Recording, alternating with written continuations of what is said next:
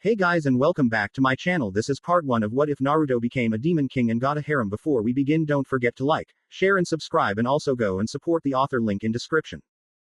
When Uzumaki Naruto had been told that he and his team would be entering the Chunin exams, a prestigious tournament-style exam that promoted a village's genin and offered a chance at promotion by his sensei, Hitaki Kakashi, he had been expecting to fight strong opponents and overpower them with the sheer amount of awesome he possessed.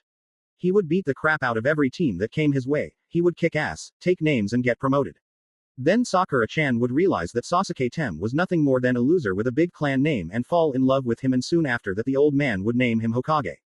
Yes, those were the thoughts going through the head of one Uzumaki Naruto when he had first learned he would be in the Chunin exams. What he got instead was a fight with some freaky kunoichi from Kusagaku village hidden in the grass, who was not only ridiculously strong, but also had her disgusting tongue wrapped around his neck. Oi, let me go of me, you fucking hag. Let go or I'll rip that damn tongue out of your mouth and shove it up your ass. Naruto shouted, his voice a gravely snarl that didn't sound entirely human as he kicked and struggled within the grasp the kunoichi. His struggling didn't do much, however, as the woman's grip over him was quite strong, despite the appendage being used. My, how interesting, the kunoichi said, ignoring the boy's rather crass words as she looked at Naruto's now red eyes. When your emotions are running high and the risk of death is great, the seal must leak Kyuubi's chakra. This is a most interesting development. Unfortunately for you, Sasuke-kun is the only one I wish to test right now. So you'll have to go. The fingers of the kunoichi's left hand glowed in a light purple as she slammed then into the seal on the blonde's stomach, Gogyo Fuian, 5-pronged seal. Naruto let out an intense roar of pain as the woman slammed her hands into his abdomen. Every muscle in his body spasmed as his body lost control of his normal functions. It felt like his finger had gotten stuck in a socket plug, or a current of lightning was racing through his veins. The soon became so intense that his eyes rolled into the back of his head and his body slumped in the kunoichi's grasp. Now that that's over with, the kunoichi tossed Naruto away, not caring if he fell to his death. The blonde was lucky Sakura decided to do something useful for once and managed to pin him to a tree with a well-placed kunai. The kunoichi turned her attention back to Sasuke, who was still quivering in fear. Now my dear Sasuke-kun, show me how strong you are. Birth of the new Demon King. Naruto gave a soft groan as he opened his eyes, blinking a few times as he sat up. Great, Naruto groaned as he looked around the dank and darkened hallway. It wasn't hard to recognize where he was. If the craggy and cracked walls didn't give it away, then the knee-deep water soaking the floor would. Looks like I'm in a sewer of some kind. How the hell did I get here? He frowned as he looked around.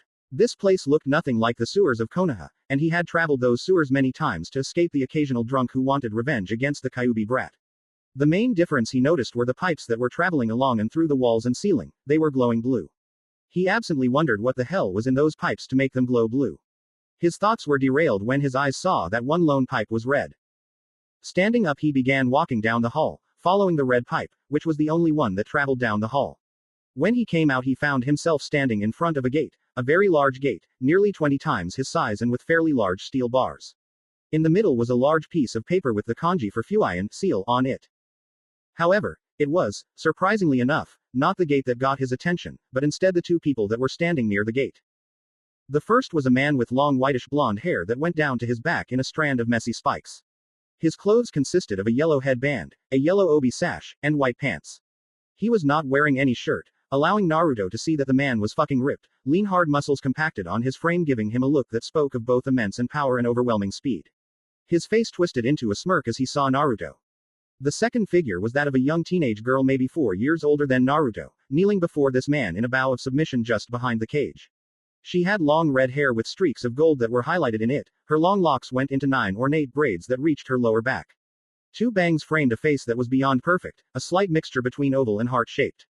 Her face had a regal beauty about it, with higher than average cheekbones that still managed to retain a soft look, a small button nose and cupid bow, lips which were a rich red color. Naruto felt it would be very easy to mistake her as some kind of harem princess, or at the very least a rich noble. Her skin was a pale porcelain color, giving her a delicate and smooth as silk look. She was wearing a red kimono that went down to her feet, with 2 slits running down the sides, and a V-neck cut in front, showing a little of her generous assets. She had an hourglass figure that civilian girls could only dream of, and even the most active kunoichi would kill for. All in all, she was very beautiful. In fact, Naruto had never met anyone prettier than this girl, and considering he had met the likes of Kurenai and Anko, that was saying something.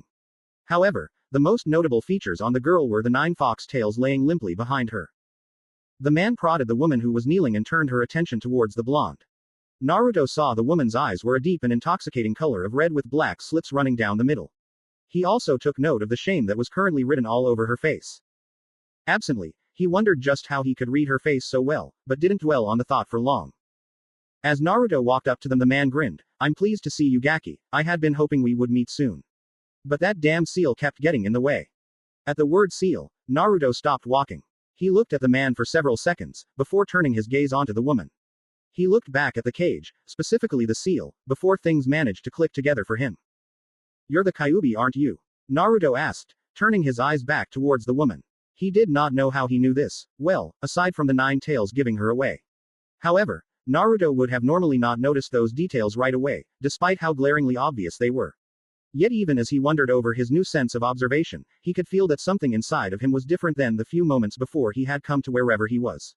It felt like he was undergoing some odd change that was beginning to affect him. It was as if a door had opened in his mind and allowed him to think more clearly. He didn't know what it was, or why it was happening, but he was too grateful at being able to actually think in a more logical manner to care. Hi, the woman said, her voice cracking with raw emotion. Naruto frowned at the tone of voice, even as the woman continued speaking. I am so sorry for what I have done to you, Naruto-sama. Naruto raised an eyebrow at the honorific, but did not comment on that. Instead, he chose to comment on his most recent observations of her character. You don't seem to be some kind of demon of mass destruction like I had been told. That is because she was not quite herself when she attacked your village, Raizen interrupted, bringing Naruto's attention from the woman to him. Seeing that he now held the boy's attention, the powerfully built man continued, she was manipulated into attacking Konoha. Naruto frowned for a moment, not quite sure what to make of this knowledge. Contrary to popular belief, he was not as stupid as he looked. Ignorant, yes. Naive, definitely. Slow, maybe. But not stupid. If he had been, then Naruto never would have survived past his 4th birthday. His problem had always been his notoriously short attention span, which was due to the nearly unlimited amount of energy he possessed. That overabundance of energy made it hard for him to concentrate on any one thing that he found interesting for too long. However, even with his newfound ability to think, he did not know what to make of the knowledge that had just been presented to him. In the end, he decided to put what he had heard on hold for a moment so he could deal with something less troublesome than the possibility that Kyuubi may not be a raging beast of hate and destruction. With that thought in mind, Naruto turned his complete attention on the male of the duo, and in a blunt manner said, "And who the hell are you?" "My name is Raizen," the man said with a smirk. He sounded amused by the blonde's blunt words, and perhaps even a little impressed. "I am one of the 3 demon kings of Makai, but more importantly, I am one of your ancestors." Naruto's eyes widened at the comment, surprise overtaking his features. My ancestor. This was definitely not something he had ever expected, though he had never expected to meet his tenant either. His mind went to thoughts on what Raizen meant when he said Demon King. It was definitely a title of some kind, and it was obvious from the way Kyuubi was being so subversive to the man that it meant he held a higher status than Kyuubi herself.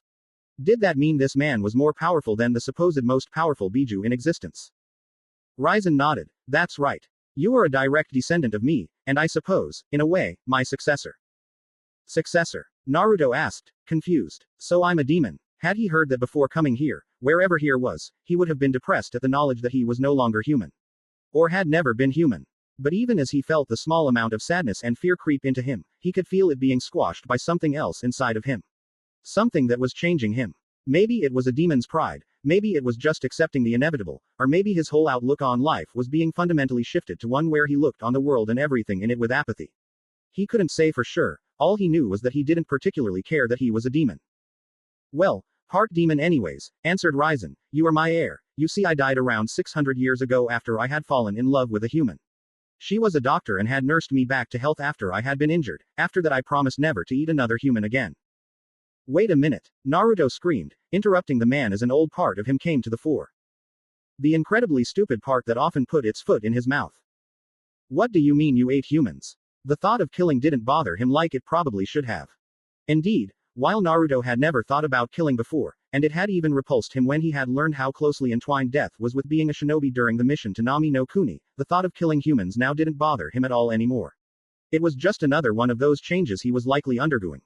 He didn't particularly have any feelings on whether or not humans were killed. But eating one sounded disgusting.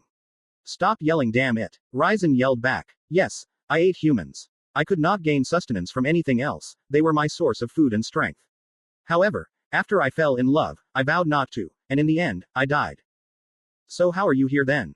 Naruto asked as he looked around. A frown marred his face as he just now remembered that he had no clue where he was. And where the hell is here anyways? This is called a mindscape, Ryzen said, a fanged smirk on his face. More specifically, this is your mindscape. This is my mind, Naruto asked, receiving a nod. A disgusted look soon passed over the blonde's face. Kami, this sucks, my mind is a dump. Yes it is, Ryzen said, snickering a bit. Naruto glared at him, but it did not seem to affect the man. However, that is not really your fault. You see, the seal that keeps Kyuubi here at bay, also keeps your potential at bay. What do you mean? Asked Naruto with a quizzical expression. I doubt he meant to, but when your father sealed the Kyuubi inside of you. My father? Naruto shouted again, his eyes narrowing. You mean to tell me my father is the reason I'm hated? Didn't I tell you to shut up? Risen yelled, unleashing his power on the blonde, making Naruto tremble and fall to his knees, gasping for breath. Yes, your father is the one who sealed Kyuubi inside of you, he did not have much choice. It was either that or allow you and your village to be burned to the ground. Now don't interrupt me again or you will regret it. Naruto gulped and quickly nodded. This man's power was on a scale of its own. The blonde couldn't help but feel like he was in the presence of Kami. That was how powerful the man was. He had no desire to test this, Ryzen's, patience. He vowed to keep his mouth shut until this Ryzen finished speaking. Good, Ryzen said, letting up on his pressure and allowing Naruto to stand, albeit shakily. Now as I was saying, your father, who was also my descendant, was forced to seal Kyuubi into you. However, this also locked away nearly all of your potential, since that potential is almost all demonic in origin, and the seal was designed to lock away demons. Almost? Naruto questioned. Yes, almost, Ryzen said. You see, you are also of the Uzumaki clan, a clan that, like the Uchiha and Senju clans, is descended from the man you know as the Raikudo Sennin. Ryzen quickly saw the blonde's blank look and sighed. He had forgotten that while Naruto may be able to think more clearly, he still didn't know anything due to his not paying attention in class. And he wasn't even sure the boys' academy would have taught about the Raikudo Sennin. Thus, he decided to explain. The Raikudo Sennin is a legend amongst the humans and was considered to be the first shinobi. He was the creator of modern-day ninjutsu, and was considered a god amongst your people. Ryzen paused, allowing that information to sink in, before he continued. But that is neither here nor there. What is important is that thanks to what that snake summoning ninja did to you, it blocked off the effects of the seal, granting you access to your power and heritage. I see, Naruto said, going into a look of deep thought for a moment. That's why I feel so different, isn't it? Yes, Ryzen said, sounding pleased that Naruto realized that fact so quickly. With your demonic heritage unlocked, your mental paradigm is shifting. I'm sure you can already feel some of the differences. You're thinking more clearly, your logical thought processes are working much more efficiently, allowing you to come to conclusions that you have never been able to before. You're more observant as well. These are all small changes in your psyche that are being affected by your demonic side being unsealed. Naruto nodded his head, before getting to something he had wanted to know since showing up in his mind. That still doesn't explain why you are here. Isn't that obvious? Ryzen asked rhetorically. I was summoned here to help bring out your full potential. Naruto blinked a few times, and how are you going to do that? The rather insane-looking grin that Ryzen gave him sent shivers down Naruto's spine. That should be easy. I'm going to beat the shit out of you until you get stronger. Before Naruto knew what was happening, Ryzen appeared right in front of him, smashing a fist into the blonde's stomach and sending him flying. Birth of the new Demon King. Sakura did her best trying to keep an active vigil over the love of her life, one Uchiha Sasuke. However, if the bags under her eyes, the way her head kept lolling down, and her completely slouched posture was any indication, the girl was exhausted beyond all belief. She had been awake for almost 24 hours now, foregoing even short naps, since she did not know if or when an enemy would attack. Sakura knew she had to keep constantly alert, constantly vigil. Yet, even as these thoughts crossed her mind, her head once more began to nod off, eyes closing as exhaustion started setting in. Crack. It snapped back up when she heard the sound of a twig snapping. Her eyes now wide, Sakura's head swiveled around to see a squirrel running towards her. She gave a sigh of relief when she realized it was not an enemy. However, her eyes widened again when she saw where it was running. In an act of desperation, she threw a kunai at it. Luckily for the squirrel, it hit the ground right in front of it, causing the creature to squeak and run off. She let out a relieved breath as she watched the small forest critter scurry away, then turned back to watch her teammates. Once more, Sakura attempted to keep her silent vigil. She had no clue how long she sat there, staring at her teammates and occasionally looking around at the surrounding forest, but soon enough, her head began to nod and her eyes began to close. That was when she heard a chuckle coming from in front of her. Looking up, it was to see the three Odo genin that had attacked Kabuto before the first exam. The boy on the far left had spiky, dark hair and dark eyes. A large beige t-shirt covered his upper body with the word, death, inscribed upon it in kanji on the front. He also had a pair of snake-patterned pants, 2 black strips fastening his shirt to him around the shoulder areas, black sandals, a snake-patterned scarf around his neck, and a headband secured tightly around his head. The guy in the middle, though he was slouched over, it was hard to tell just how tall he was due to this fact, but Sakura figured he'd at least be as tall as the other male in the group. He had bandages covering most of his face with the exception of the area around his left eye, had a large poncho with incredibly long sleeves, a snake-patterned scarf around his neck, and a straw raincoat protruding from his back where the scarf went around. The final member of their team was a girl, who had dark-colored eyes and extremely long black hair nearly reaching the ground, and was tied at the end by a violet ribbon. She was fair-looking, with a green vest similar to a flak jacket covering her upper body, a snake-patterned scarf adorned around her neck, a pair of pants of the same color, and sandals. All of them had a cocky-looking smirk on their faces, well, the two whose faces could be seen. She could not tell if the one with his head wrapped in bandages did or not, but figured it was safe to assume he did. "Looks like you've been up all night," came the smug voice from slouched man in the middle. "Now if you don't mind, why don't you wake up the Uchiha? We're here to fight him." It was clear this man was the spokesperson and leader of the group. While he was talking, the other two just leered at the pinkett. "What do you want here? I mean, what do you really want?" asked Sakura. "I know Orochimaru is calling the shots from the shadows." Her words caused the trio to widen their eyes in recognition of the name. "You guys work for him, don't you? Tell me what that mark he put my Sasuke-kun is. I wonder what that man is up to," Dosu wondered out loud. There was something going on here that he wasn't getting. Out of the three of them, he knew what the mark the girl was talking about was, having seen it on Orochimaru's elite before. Why would their leader give the brat they were supposed to kill such a powerful mark? He shook the thought off. Who was he to question Orochimaru's methods? HMPH, I can't stand hearing some snot-nosed little brat talking down to me like this. First I'll kill you, little girl, and then I'm gonna kill Sasuke. Zaku prepared to charge the girl. Wait, Zaku, Dosu ordered, getting his teammate to stop. The man walked forwards until he stopped at the spot where Sakura threw the kunai. Kneeling down on the grass, he ran his hand over the area. The color of this soil is the kind that shows it's recently been dug up, and this kind of grass doesn't grow in the forest of death. It looks like you tried to set a trap for us, rather poorly I might add. Sakura paled, causing the three Odo ninja to smirk before they leapt over the ground. Before they reached the apex of their jump, Sakura smirked, using the kunai in her hand to cut a strand of ninja wire attached to the kunai embedded in the ground next to her. As the second wire was cut, a large log came flying towards the three Odo genin.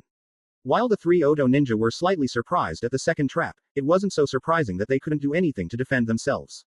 Dosu placed the hand with the odd metal gauntlet on the log and channeled some chakra into it. The results shocked Sakura as the log was split in two, leaving the trio's progress to her unimpeded. Her eyes widened as the three descended towards them. As her mind registered that she was going to die, a loud shout of Konoha Senpu Leaf Hurricane distracted her from the defeatist thought, and a green blur appeared in front of the three Odo genin, knocking each of them away with a kick. As the green blur stopped moving, Sakura managed to recognize the familiar figure.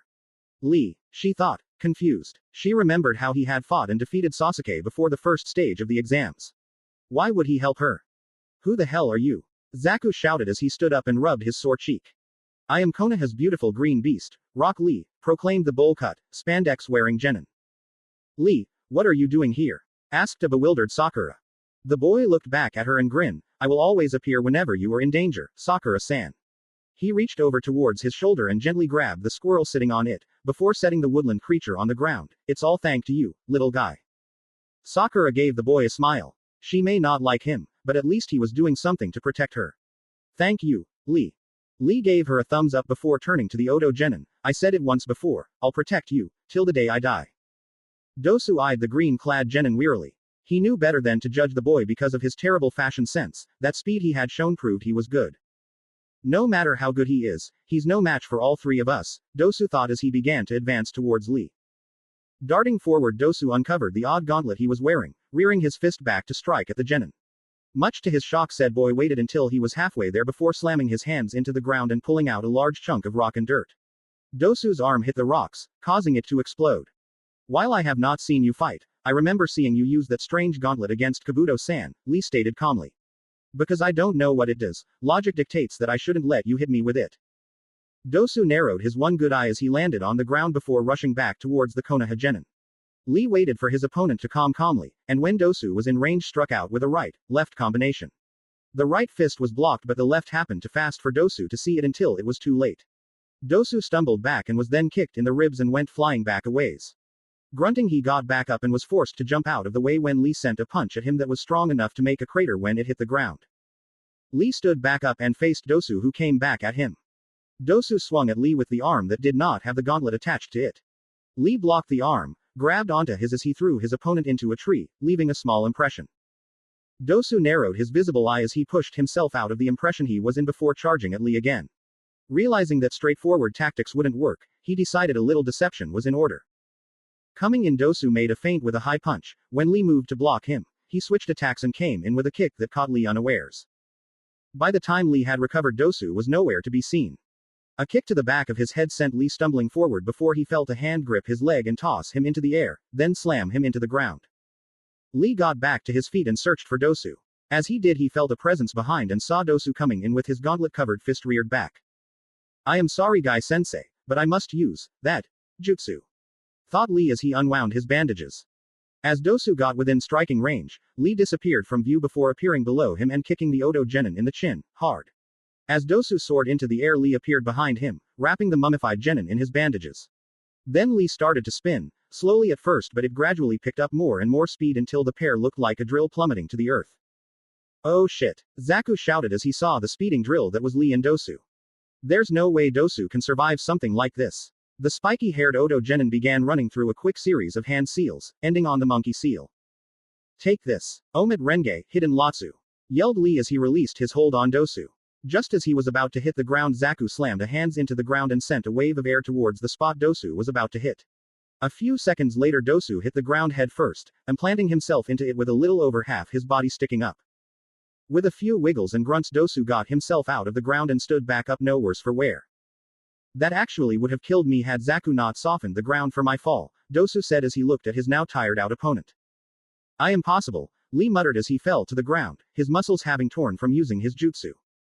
"It seems that attack you used has some serious backlash," Dosu mused as he saw Lee kneeling on the ground, panting. "It matters not. I may be tired, but so are you. I can still win," Lee said, giving Dosu a confident smile. "Not in that condition you can't," Dosu chuckled, "and in case you haven't noticed, I'm not the only one you need to deal with. Now I'm getting rather irritated at your interference, so I'll just finish you off now." Dosu charged forward once again as he reared his arm back for another attack. Lee tried to dodge only to receive a jolt of pain for his troubles as the after effects of the jutsu kicked in. He looked up just as Dosu swung at him. Lee was lucky enough to dodge the attack, albeit barely, but before he could even think of retaliating, his vision began to get blurry and a sharp pain filled his head as his ears bleed. Lee tried to stand, but as soon as he moved, he was forced onto his hands and knees as he began to throw up. "You like?" asked Dosu. "I call this my melody arm. With it I can amplify sound waves and use the vibrations they cause to break through your eardrum and damage the inner membrane, making you lose your semblance of balance. You won't be able to function properly for a while now." Deciding he did not want to be left out, Zaku lifted up his hands and pulled his palms up to reveal the hole he had in each hand. "My specialty is the ability to control supersonic airwaves and air pressure, slicing up or blasting my opponents. To us, your jutsu are laughable. As you can see, you have no hope against us. You put up a good fight, but it's time to say goodbye, kid." Dosu reared his melody arm back, ready to strike. He didn't get the chance to swing as a powerful punch connected with his jaw, launching him back several feet. Dosu looked up in surprise at seeing a fiercely determined Sakura standing beside Lee, her fist held out in a punch. "So it looks like she's not completely useless after all," Zaku commented with a sneer. Sakura panted as she glared at the trio. There was no way she could win against one of them, let alone all three at the same time. "I wish Sasuke-kun was awake," Sakura thought to herself. "Surely he would save me if he were. Cha, Sasuke-kun would kick their asses." Came the voice of inner Sakura, the alter ego that existed inside the Pinket's head. Unfortunately, Sasuke was unconscious and Lee was beaten. He had protected her while Sasuke was out of it, so the least she could do was help him until Sasuke could wake up and save them. Sakura-san?" asked a wide-eyed and surprised Lee. "Don't worry, Lee. I can at least hold them off for a bit while you recover," Sakura said with a determined expression. "Hey, I don't even know if she's worth the effort," Zaku commented. "Well then, why don't I take care of this?" Kin asked rhetorically. Sakura looked at Kin before dashing towards her. she flung several shuriken before going through a set of hand seals. Kin blocked or dodged all the shuriken and looked at the Pinkett only to see 3 of her. You don't honestly think a pathetic jutsu like that is going to work, do you? Snorted Kin as she threw several Senbon at Sakura. All 3 Sakuras burst into smoke, with the one in the middle also being replaced with a log. Sensing a presence behind her, Kin turned to see 3 more Sakuras, all of them doing hand seals. Kin gave a grunt of annoyance as she tossed more Senbon. Once again, the 2 on either end disappeared in a puff of smoke while the middle one was replaced with a log. Kin spun around just as Sakura appeared behind her, blocking the punch the Pinkett sent her before lashing out with her own fist. Sakura stumbled back, giving Kin the opportunity to knee the girl in the gut before kicking the back of her legs, forcing Sakura onto her knees. Then she grabbed Sakura by the hair, pulling on it as hard as she could, forcing Sakura to yelp in pain. Well, get a feel of this, it seems her hair is softer than mine. Kin's smirk turned into a disgusted sneer. If you have time to take such good care of your hair, you could have spent it better training. You're not even a real kunoichi, are you? Probably just a pathetic fangirl for the Uchiha boy over there. Hey Zaku, why don't we kill that Sasuke guy in front of this little bitch? Hey, it would be my pleasure, Zaku said as he made his way over to the shelter. Tears began leaking out of the corner of Sakura's eyes. Everything was going wrong. Sasuke was unconscious and about to be killed, and these people were going to force her to watch. These things weren't supposed to happen. Sasuke was supposed to wake up and save her, and then they would get married and she would have his babies. And now they were both going to die. Despite having nothing to do with her current predicament, she blamed Naruto for not being awake to help her protect Sasuke. A yank on her hair brought her head back up. Come on, pay attention. My teammate is going to kill your boyfriend, I wouldn't want you to miss it. Sakura's eyes widened. I can't let them kill Sasuke-kun. Sakura brought her kunai up, causing Kin to take notice. You don't seriously think you can get me like this, do you? Kin asked with a superior smirk. Don't be stupid, you're too weak to get me. Who said this was for you? Wah. Sakura slashed the kunai up behind her, cutting off her hair and surprising Kin. Standing up, the pink-haired girl reared her head back and smashed it into Kin's face, causing the girl to stumble back. Sakura then raced towards Zaku, who had taken notice, and began several hand seals. Zaku sent a blast of airwaves at her, but Sakura replaced herself with a log, reappearing on his left doing more hand seals. Gah, you're so annoying, Zaku shouted as he released more airwaves. However, Sakura once again replaced herself with a log, this time appearing above him. That stupid technique will only work so many times. He flung a kunai at her and then began searching around for where she would appear next. After a while, when she did not reappear, he blinked, then became surprised when he felt blood splatter onto his face. He looked up to see Sakura with a kunai in her forearm still descending on him. She jabbed her own kunai in his left forearm while biting onto his right hand. The two tumbled to the ground with Sakura on top and keeping Zaku from using his airwave attack. Gah, you bitch. Get off. He began to smash a fist onto her head, attempting to get her off of him. You goddamn crazy bitch. Get off. Birth of the new Demon King. Ever since the start of these exams, things have been nothing but trouble for the members of Team 10. Their first problem had come from Shoji, who, after several days within the forest, had begun to complain about the lack of food.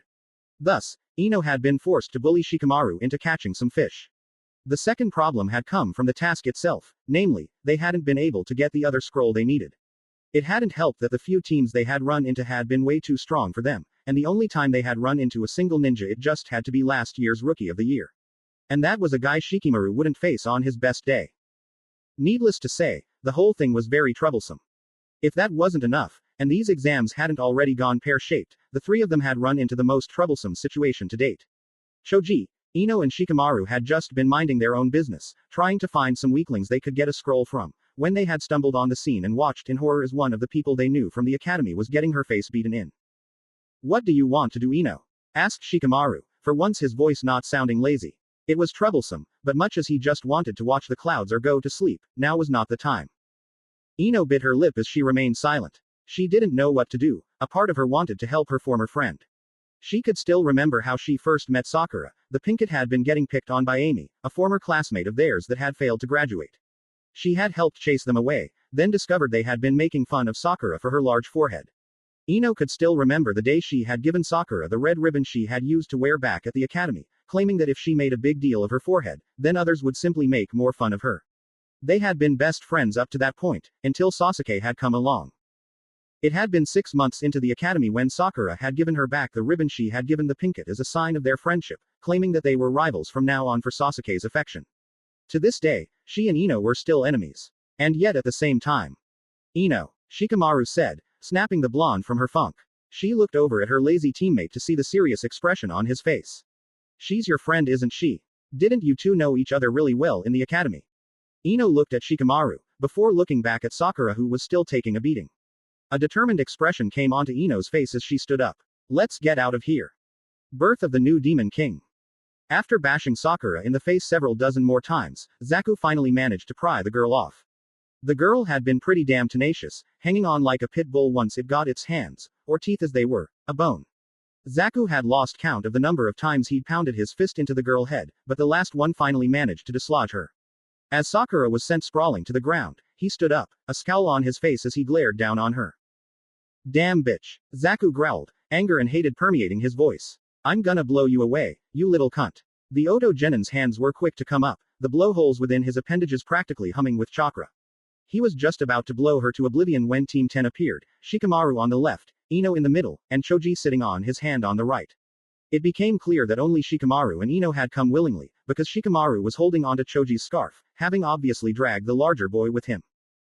What the hell is this? The second line of defense, Zaku snorted. No matter how many of you losers turn up, the outcome is going to be the same. He was beginning to get particularly annoyed by all of the interruptions they'd been having. This mission was supposed to have been simple, find Sasuke and kill him. He was already unconscious and the girl shouldn't have taken much to put down. Minimal fuss, minimal risk. Now they not only just finished a fight with some taijutsu freak that looked like he'd glued caterpillars to his eyebrows, but the pink-haired little bitch had proven to be more trouble than she was worth. And now they had to deal with this interruption. It was fraying the end of Zaku's relatively short fuse. Ino. Sakura voiced her confusion. Why are you here? TCH. Ino huffed, not bothering to look at the girl as a small smirk formed on her face. Didn't I tell you before? I'm not going to let you show me up, forehead. There's no way I'm going to let you show off for Sasuke-kun and leave me behind. They just keep swarming in, they're like bugs. Dosu mumbled, his single visible eye narrowing into a glare as he looked at the three new ninja now standing in the way of their mission. These foolish Konoha ninja will be sorry they ever decided to butt into business that doesn't concern them. What the hell are you two thinking?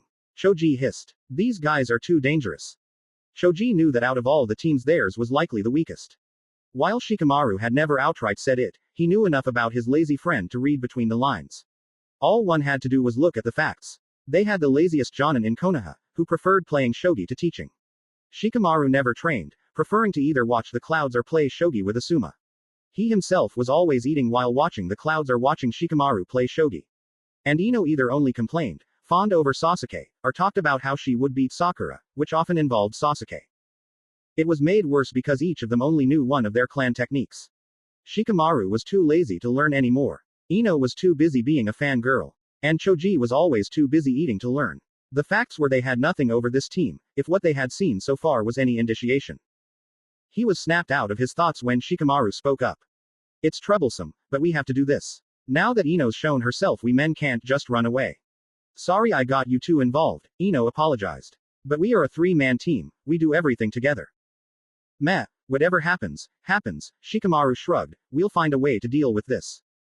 But I don't wanna die yet. Whined Choji as he turned around and attempted to make a run for it. However, Shikamaru had latched onto Choji's scarf to keep him from leaving. Come on, Shikamaru. Let go of my scarf. Hee, you can leave if you want, fatty, Zaku said, grinning darkly. Choji stopped moving completely. All thoughts of leaving disappeared when Zaku said those words. What did he just say? I couldn't hear him too well. I said you can go back into the forest and fuck yourself. Fat ass, Zaku exclaimed. Oh no, now he's done it, Shikamaru muttered a quick curse of troublesome under his breath. That word is taboo for Choji. Choji did complete 180 turn around as steam began to pour out of his ears. I'm not fat, you stupid piece of shit. I'm big boned. And now I'm gonna squash you. Alright, now we're talking. Ino cheered, while Shikamaru muttered a quick, troublesome. Take it away, Choji. With pleasure. Choji put his hand into a ram seal. Baika number jutsu, double weight jutsu. Right before the eyes of everyone present, Choji's body quickly expanded to nearly 3 times his size. Too many, he looked like a giant balloon. His limbs and head were pulled into his clothing, with chakra coming out of the holes, turning him into a giant ball. Nikuden Shensha, human boulder. Pudgy's rule. He cried out, somehow still perfectly clear despite being inside his close, before he began rolling towards Zaku faster than the Odo Genin expected. What the hell is this? Zaku held out his hands and sneered. It's just a rolling ball of fat ass. Zenkuaha, slicing airwaves. A blast of powerful airwaves was sent towards the rolling ball that was Choji. As the attack hit, the airwaves proceeded to slow the large ball down, but did not stop the technique in its entirety. Instead, the two attacks seemed to be in a stalemate, with the airwaves trying to stop the green ball from running Zaku over, and Choji continuing to try and press onwards, unaffected by the airwaves. Neither force seemed willing to back down, and it looked like the fight would become a battle of attrition. That all changed when Choji ascended into the air, moving out of the slipstream the airwaves created. What the? My airwaves were useless. Zaku shouted, his voice surprised and his eyes widening. It wasn't every day someone saw a ball of fat move like that. And I can't touch that thing or it will rip my arms off, then I'll be crushed. Seeing the predicament his teammate was in, Dosu began to run towards Zaku. Before he could get even 5 feet he found himself frozen. Out of the corner of his eyes he noticed his shadow was attached to Shikamaru who was holding up a hand seal. Kage main no jutsu, shadow possession jutsu, success. The shadow using Genin muttered, a bored yet victorious look on his face. My body. I can't move. Dosu found that even talking was requiring some effort. This must be some kind of paralysis jutsu. Choji slammed into the ground, forcing Zaku to jump away lest he be crushed. While the Odo ninja may have gotten away clean, the landscape around where Choji slammed into the earth formed into a large crater that was several inches larger than the Akamaiki himself. Shikamaru put his hands on his head with the fingertips touching his head, forming an M and forcing Dosu to do the same. Dosu, what are you doing? Kin shouted as she saw Dosu moving into weird poses. Ino, now it's just the girl we need to take care of. Shikamaru shouted as he used his hands to make a pair of ears on his head, forcing Dosu to do the same. Got it, Shikamaru. Ino made a triangle hand seal, aiming it at the only female Odo ninja. Take care of my body. Ninku. Shintenshin no jutsu, ninja art. Body possession jutsu. Before Kin could do anything, the jutsu hit and the dark-haired girl's eyes seemed to glaze over. Ino's body swayed a bit before Shikamaru caught her, while Dosu made the same pose but caught no one. It's over now. The now-possessed Kin shouted as she pulled out a kunai. If you guys move an inch I'll slit this girl's throat. When I can't sense your chakra anymore I'll let her go. If you don't want it to end here I suggest you leave your scroll and get out of here. Both Dosu and Zaku just looked at her, confusing the Konoha ninja. However, when a smirk formed on Zaku's face, Ino began to get a terrible feeling in the pit of her stomach. Choji, she shouted, just as Zaku held up a hand towards her and sent a powerful airwave at the girl. Choji managed to get there in time, but due to the position of his body and the fact that he was spinning perpendicular to the attack, he was unable to fully block off the effects of the jutsu. In the end, while the attack may not have hit his teammate, Choji ended up smacking into Ino, sending her flying while he smashed against the ground several feet away, too dizzy to be of much use. The possessed girl hit the tree behind her, making her yelp in pain and cough up blood. Because of the effects of the jutsu, blood also started coming out of Ino's mouth. Ino, Shikamaru yelled in worry. These guys, they don't even care if they hurt their comrade, Ino said from Kin's body as she lay on the ground. Hey, I think you guys are confused about us, Zaku said darkly. Our goals are not the stupid scrolls nor to safely complete this exam, Dosu said, his eyes holding a dark quality that made him look slightly insane. We're simply here to kill Sasuke. The genin who had not known that felt their eyes widen in surprise. None of them could understand what was going on. Why were these people after Sasuke? As far as they knew, Sasuke had never done anything to warrant assassins coming after him. So why were these people so adamant on killing him? Damn it. This jutsu's gonna end soon. Shikamaru grit his teeth in frustration at the troublesome situation he found himself in. It looks like that girl's jutsu allows her spirit to enter the body of another. Dosu smirked under his bandages, however if her bleeding is any indication she receives any damage done to the body she enters. That means that killing Kin will also kill that girl. Oh man, this is bad. Shikamaru was sweating up a storm as he realized how terrible of a position they were in. Not only were these Odo ninja stronger than they were, but they had now lost the element of surprise. The mummy-looking genin had already figured out his and Ino's jutsu, and Choji's jutsu were straightforward taijutsu attacks. No need for analysis there. And now they were in a bind. His jutsu had worn off, Choji was down and too dizzy to actually do anything, and Ino had already used her only jutsu and it hadn't worked out as planned. Shikamaru knew he would need to come up with something to get them out of this, and fast. Would you really kill your teammate? He asked, trying to stall for time. Anything, even a second or two would be good. The longer they lived, the better their chances of survival were. PSH, you seem to think we actually care about the girl, Zaku said, looking at the Konoha genin with a grin. The only reason she's even on the team is because her skills complement ours. But if she can't even keep from getting caught in a worthless jutsu like that, then she's just useless baggage. Bah, I can't take this anymore. Everyone looked up to see Neji and Tenten on a branch several meters above them. Neji scowled as he crossed his arms, some small-time ninja from a second-rate village like Odo fighting a bunch of kids. You call that a victory? He scoffed. How pathetic. They keep coming out like cockroaches, Dosu mumbled. Lee, Tenten muttered as she saw her teammate. Neji looked at her before look back at the battle, more specifically 3 Odo genin. He channeled some chakra into his eyes, causing veins to bulge around the sides of his head, and if one looked closely enough, inside of his eyes as well. The glare he sent the Odo ninja, enhanced by the bulging veins of his Byakugan, caused Dosu and Zaku to freeze in their tracks. The kid with the bowl cut is our teammate. It looks like you went a little overboard with him. So what if we did? What are you going to do about it? Zaku gave the Hyuga a defiant glare. Neji opened his mouth for a moment before he smirked and deactivated his Byakugan. I don't have to do anything. Everyone wondered what he meant with that statement, but it soon became clear when a vile and evil chakra descended onto the clearing. Everyone turned to see Sasuke, still on the ground, but with a violent purple chakra leaking out of his body like wisps of smoke. It wasn't long before the chakra covered his entire body, encasing him in an ugly purple barrier. Said barrier soon exploded, purple chakra lashing out in all directions.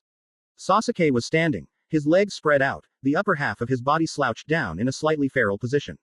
The right side of his body began to glow with odd orange markings that spread across his face, arms and legs like a parasite, strange symbols that looked every bit as evil as the chakra he was unleashing felt. Sasuke-kun. Sakura mumbled in shock, awe and more than a little lust as she saw all of the power he was emitting. This, Sasuke Uchiha said in awe, his eyes looking at the arm that was covered in all of the Fuinjutsu markings. This power. This is just what I need to kill Itachi. As if just noticing for the first time that he was not alone, Sasuke's head raised and his eyes sought out all of the people around him. Everyone his gaze landed on tensed, minus Zaku, who either didn't feel the power he was emitting, or simply didn't care. A sick grin spread across Sasuke's face. How come I wasn't invited to this little party? Birth of the new Demon King. Naruto was breathing heavily as he continued defending himself from Raizen's ruthless attacks. The man was absolutely insane. It was taking all he had not to get himself killed, relying more on dodging than blocking as the mon's hits hurt like hell. He had no clue how long this battle had been going on for, but he was beginning to tire. Come on. Raizen's yell resounded through the sewer as the Demon King continued kicking his blonde descendant's ass. He sent several quick, straight jabs right to Naruto's face, who managed to dodge one by tilting his head as he backpedaled, and blocked the other with his left forearm. The wince Naruto made when he blocked the attack, however, let everyone know that it still did damage, even if it didn't hit its intended destination. Don't just dodge me. Attack. Stop being so goddamn pathetic. Naruto grit his teeth as he tried to attack, moving forward, fist cocked back for a corkscrewing punch. Only to get a fist smashed into his face. Naruto staggered back, and was not even given the chance to clear his head as Raizen kicked him in the gut. Naruto bent over Raizen's foot as he coughed up blood, folding like a chair when the mon's foot left his stomach. This is pathetic, Raizen sneered at the blonde. To think I have such a weak air. Naruto snarled as he leapt up. No one called him weak. He would show this man not to mess with him. Beginning his assault again, the blonde launched a flurry of strikes that were all dodged by Raizen. However, if one were to look at the attacks as they came, then they would have noticed how each punch seemed to become faster and faster. It wasn't long before Naruto's fists were a literal blur of motion, barely visible to the human eye. Fortunately for Raizen, he was no human. The fists, while fast, were still moving in slow motion to him. He dodged each and every attack accordingly, not even needing to use his hands to block the blows as he merely tilted his head and twisted his body. Not bad, but it's still not good enough. A loud growl emanated from Naruto's throat, and once more the blonde seemed to push himself to new heights. His attacks became even faster, his movements surer, his strength went through the roof. While none of the attacks had hit Raizen, he could feel the power rolling off the fists that came his way, each attack with enough force that his long and jagged-looking hair was blown back. Raizen smirked as a light red haze began to cover Naruto's body as the blonde's assault continued. His speed began to increase even more, his fists started moving so fast that Raizen was actually forced to block rather than dodge. As more and more power began emanating from the blonde, his speed and strength reached an unprecedented level. Excellent, Raizen said with a grin as he felt the strength of Naruto's hits, no longer able to dodge and thus relegated to blocking. They were not as powerful as his own, but the boy was still young and had not yet come fully into his demonic heritage. Given time and the proper training, Naruto could easily be just as strong, if not stronger than he was. Naruto did not reply as the red layer of energy turned black and covered his body even more, making it so that neither Raizen or Kyuubi could see any more than his outline. The red energy soon began to change shape, making the figure taller, more muscular. The spiky hair on the back began to grow and his face became more angular as all of the baby fat was burned off. Finally Raizen received a heavy hit in the face, sending him flying back. Raizen grinned as he landed on his feet and looked at the new Naruto that appeared before them when the red energy melted away. I am pleased to see that you may be worthy of being my descendant after all. Unfortunately, my time with you is now done, Raizen said. What do you mean? Naruto asked. He was breathing heavily, as if he had just run a marathon. Or had a fight with a demon king. However, he was still ready for more. I hardly know anything about these powers, and you expect me to master them on my own. Not on your own, Raizen shook his head. Kyuubi will be here to help you, just bind her to you, it should not be too difficult. Naruto felt an odd shiver at the man's grin, he never noticed Kyuubi blush at the words. I have left her with instructions on how to help your powers grow. So farewell for now young Naruto. Raizen began to fade out of existence, but had one more parting comment for the blonde before disappearing entirely. Oh, and be sure to hide those eyes of yours. After all, you would not want an enemy to find out about them until you know what they can do. Naruto watched as Raizen faded away before he looked over at the girl, who had not moved from her position since his and Raizen's battle started. Naruto walked over to the young woman who stiffened upon his approach. Come here, Naruto said, his newly awakened demonic blood making his tone more commanding. Kyuubi did as told, moving until she was in front of the cage, though her eyes were still on the ground. Naruto reached out, placing a hand under Kyuubi's chin and lifting her face so he could make eye contact. After several minutes of watching Kyuubi fidget under his gaze, Naruto asked the question her had been wanting to know since he had spoken with Raizen. Raizen Ojasan said that you were not yourself when you attacked the village, what did he mean? I was manipulated by a man who had placed me in a genjutsu, Kyuubi started hesitantly. She clearly didn't want to talk about it, but this was her new lord and thus, she couldn't ignore such a clear-cut order. It was designed to torture me over and over again until I had become nothing more than a raging beast that he could bind to his will.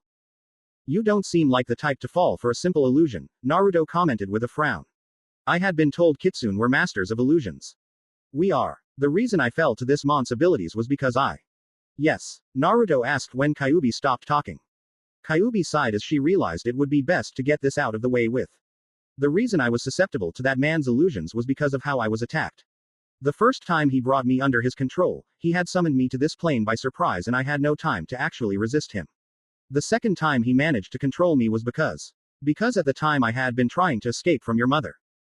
My what? Asked Naruto in a whisper, as if he had not been sure he heard the fox woman correctly.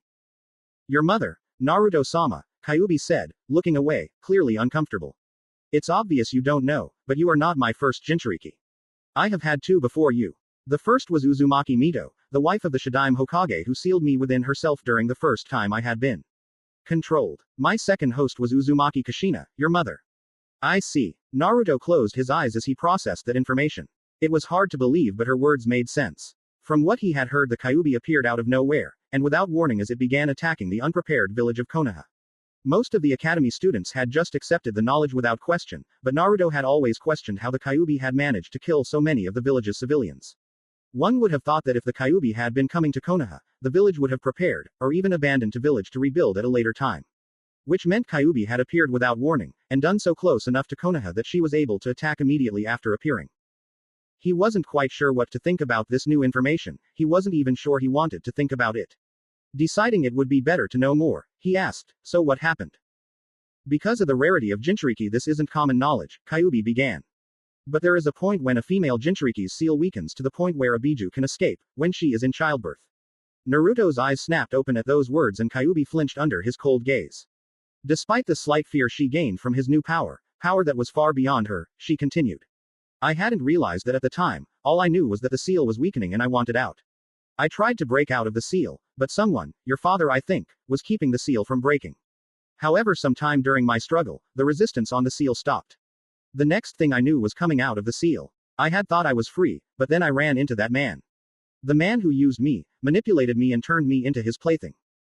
Who was this man? Asked Naruto. His name is Uchiha Madara. The blonde's eyes widened and Kyuubi continued. He is the founder of the Uchiha clan. Naruto frowned. With his new senses he could tell she wasn't lying. But, wouldn't Madara be like, 100-something years old? How could he possibly be alive? Even he had known of the man who helped found Konoha. He had been the second choice for Hokage when the village was founded. When he betrayed the village Hashirama, the Shadaime Hokage had fought and killed him. Or so the story went. I don't know, Kyuubi shrugged. I don't know much about him, only that he used me twice.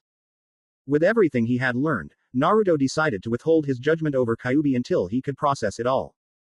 I'll be leaving for now, he said at last. Looking at Kyuubi, his eyes narrowed slightly. We will be having words when I get back. And you will explain everything you know to me. Hi, Naruto-sama, Kyuubi stuttered when Naruto released some of his power of back up his words. Naruto nodded before disappearing from the seal. This changes everything. Dosu's mind was in shambles as he stared at the raven-haired boy with the markings of Orochimaru's cursed seal spreading across his body. His chakra is incredible. There's no way we can compete with this kind of power. Ha, you're finally awake, Zaku said as he stepped towards Sasuke, a smirk on his features. Now I can finally kill you. Dosu was the only one who knew what that seal was, having seen it on 4 others who were Orochimaru's elite guards. He knew that his teammate didn't stand a chance against Sasuke as he was now, and tried to stop his fellow Odo ninja from attacking the Uchiha. Zaku don't. However, it was too late as Zaku held out his palms and shouted, Zenkaheokua, extreme decapitating air waves. The blast of slicing airwaves that emitted from Zaku's hands were incredible. Everyone was forced to crouch down and cover their eyes as the immense pressure displaced the air around them, causing many of those in attendance to be nearly blown off their feet. When the jutsu finally ended, the many groups that had converged saw that the land in front of Zaku had been turned into a large trench several feet wide and nearly a foot deep. It stretched out for all the way to the tree that Sasuke and Naruto had been lying under, which looked like a giant had taken a bite out of it. Naruto had been buried under the rubble, thus, no one saw his body as it was encased in a red haze. Ha, ha. Zaku was breathing heavily as he stood there, his feet spread shoulder-width apart, slightly crouched, with his hands held out in front of him. However, despite his obvious state of exhaustion, he had a proud smirk on his face. Hey, look at that, he said with a huff, his tone somehow managing to retain its arrogance despite his exhausted state. Blew that little shit to pieces. Not quite. Zaku's eyes widened as he heard the voice behind him. He tried to turn around, but wasn't given the chance to do much of anything as he was pounded in the back of the head by a fist. Hard. With a shout of pain and surprise, Zaku was sent flying. He soared through the air, right until his body hit the ground with a loud smack that rang across the clearing. His still conscious teammate yelled his name, but it was lost to the boy as he rolled across the ground like a ragdoll. His brutal tumble ended eventually, and Zaku managed to just push himself up onto his hands and knees. As he did so, his wide eyes strayed over to Sasuke, who was standing in the same spot he had hit Zaku from, Sakura standing just a few feet behind him. Such speed. Dosu cried out in surprise. He managed to get his teammate out of harm's way in the blink of an eye. Everyone else seemed just as surprised as Dosu was. Well, Zaku was still quivering in shock and more than a little fear, but the members of Teams 10 and 9 were staring at Sasuke in shock. Even Neji had a surprised look in his eyes. Sasuke smirked. It was the kind of look a cat had when playing with a mouse. His hands came up and soon ran through a quick gauntlet of seals, ending on the Tiger Seal, the seal for all fire jutsu. Kaden. Hosenka no Jutsu, Fire Release. Phoenix Sage Fire Jutsu. Sasuke sucked in a deep breath, then released it in quick bursts. Several flames erupted from his mouth and took the shape of fireballs. The volley of fiery destruction sped towards Zaku, who had finally managed to get back to his feet and regained his bravado, even if most of it was faked. I'm not gonna let you get the best of me. The Odo Genin stuck his hands out and released a powerful burst of airwaves that smacked against the fireballs, putting the flames out. Only to find that Sasuke had hidden shuriken inside of the flames. Zaku had no time to do anything other than get his arms up to cover his face as the shuriken came at him. He screamed in pain as they struck, slicing up his arms and legs. A few managed to embed themselves in his body, causing further damage. Zaku. Dosu shouted. Get down. Huh. Before Zaku could do much of anything, Sasuke was already there, sliding across the ground as if he were on ice. The last Uchiha was quick to move behind Zaku, grabbing both of the older boy's wrists, then raising his left leg. Gah. His foot stomped on Zaku's back, forcing the boy onto his knees, his arms held in a painful position behind his back. His eyes widened further, and more pain erupted from his arms as Sasuke pulled on them. While the Odo ninja could not see it, everyone else noticed the sick and twisted grin on Sasuke's face. Clearly, he was enjoying himself. You seem to be very proud of these arms of yours, Sasuke said, grinning as he toyed with the boy. He couldn't see it, but just knowing that Zaku's eyes were wide in a mixture of shock, pain and fear caused a shiver of pleasure to go down Sasuke's spine. You must be very attached to them. Zaku just barely managed to turn his head when he felt the foot on his back begin putting more pressure on him. His eyes widened in horror. He screamed, "What are you doing? No, stop. Ah. Crack. The sound of Zaku's arms breaking like a couple of twigs rang throughout the forest. Everyone there watched in horror as the Oto ninja's arms were bent in a way that defied human anatomy. The arms were now mangled and twisted in such a way that it would be a miracle to get them fixed without a medical ninja, or some very painful manual repositioning. Zaku, his senses overloaded with pain and his mind unable to fully comprehend what was happening, ended up passing out. His eyes rolled into the back of his head, and as Sasuke let go of his arms, he fell down to the ground with a dull thud. With the one arrogant enough to actually challenge him now beaten, Sasuke looked up at the others in the clearing. Everyone cringed at the insane gleam in his eyes, everyone except Sakura, who had hearts in her eyes as she thought of how cool her Sasuke-kun was. Even Ino, who had been just as rabid a fangirl as Sakura, couldn't help but flinch at the bloodlust and evil intent radiating off of raven-haired genin. However, Sasuke ignored them. They were just pests to be dealt with at a later time as far as he was concerned. Now who's next? Sasuke said as he advanced on Dosu, who began backing away in fright. The Uchiha noticed this and grinned. Scared. That's too bad. I was hoping you would provide more entertainment than that other one, but it looks like I'm not going to get even that. However, before Sasuke could get to Dosu, another powerful chakra came crashing down on the clearing, this one so potent that everyone, even Sasuke, was forced to their knees as they struggled to breathe. No one could pinpoint the source of this power, mainly because no one could actually lift their heads to look. Only Negi would have been capable of seeing where the source was coming from due to his Byakugan, and he had been forced to turn it off, lest the chakra saturating the area blind him. Underneath the rubble from the tree where Naruto had lain, the red cocoon that had surrounded him exploded. The debris from the tree flew everywhere as a bright red light flashed across the clearing. Everyone was forced to close their eyes as a red light came over them. When it was over, they turned their attention to the tree where the light had come from, and were shocked to see a person standing there. He stood at about a height of about 167 centimeters, making him a little over a head taller than Sasuke. He was not wearing a shirt, allowing everyone to see the rock-hard and compact muscles that ran along his chest, abs and arms. Streamlined, that was the closest word any of the people there could think of for his body type. He wasn't big, nor did his muscles bulge like what people would see from a bodybuilder or a pro wrestler. However, he was ripped, his muscles were defined and cut in a way that made them look as if they had been chiseled from stone. Even the most minuscule of movements caused them to twitch and flex.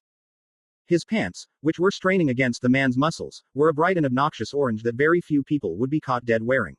They were also familiar, though no one there seemed capable of making the connection as they were still trying to make their brains work again.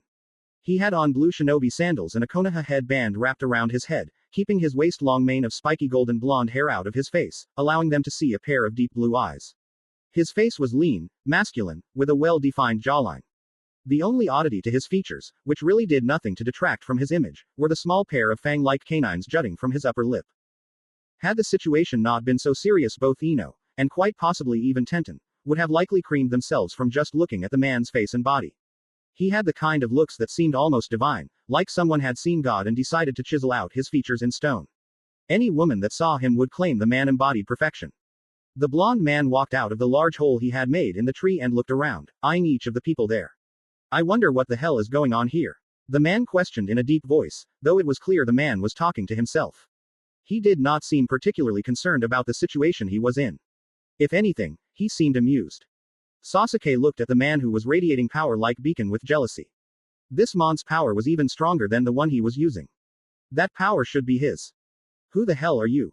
Sasuke demanded to know, his Sharingan eyes glaring at the man. Combined with the cursed mark, it made for an intimidating sight.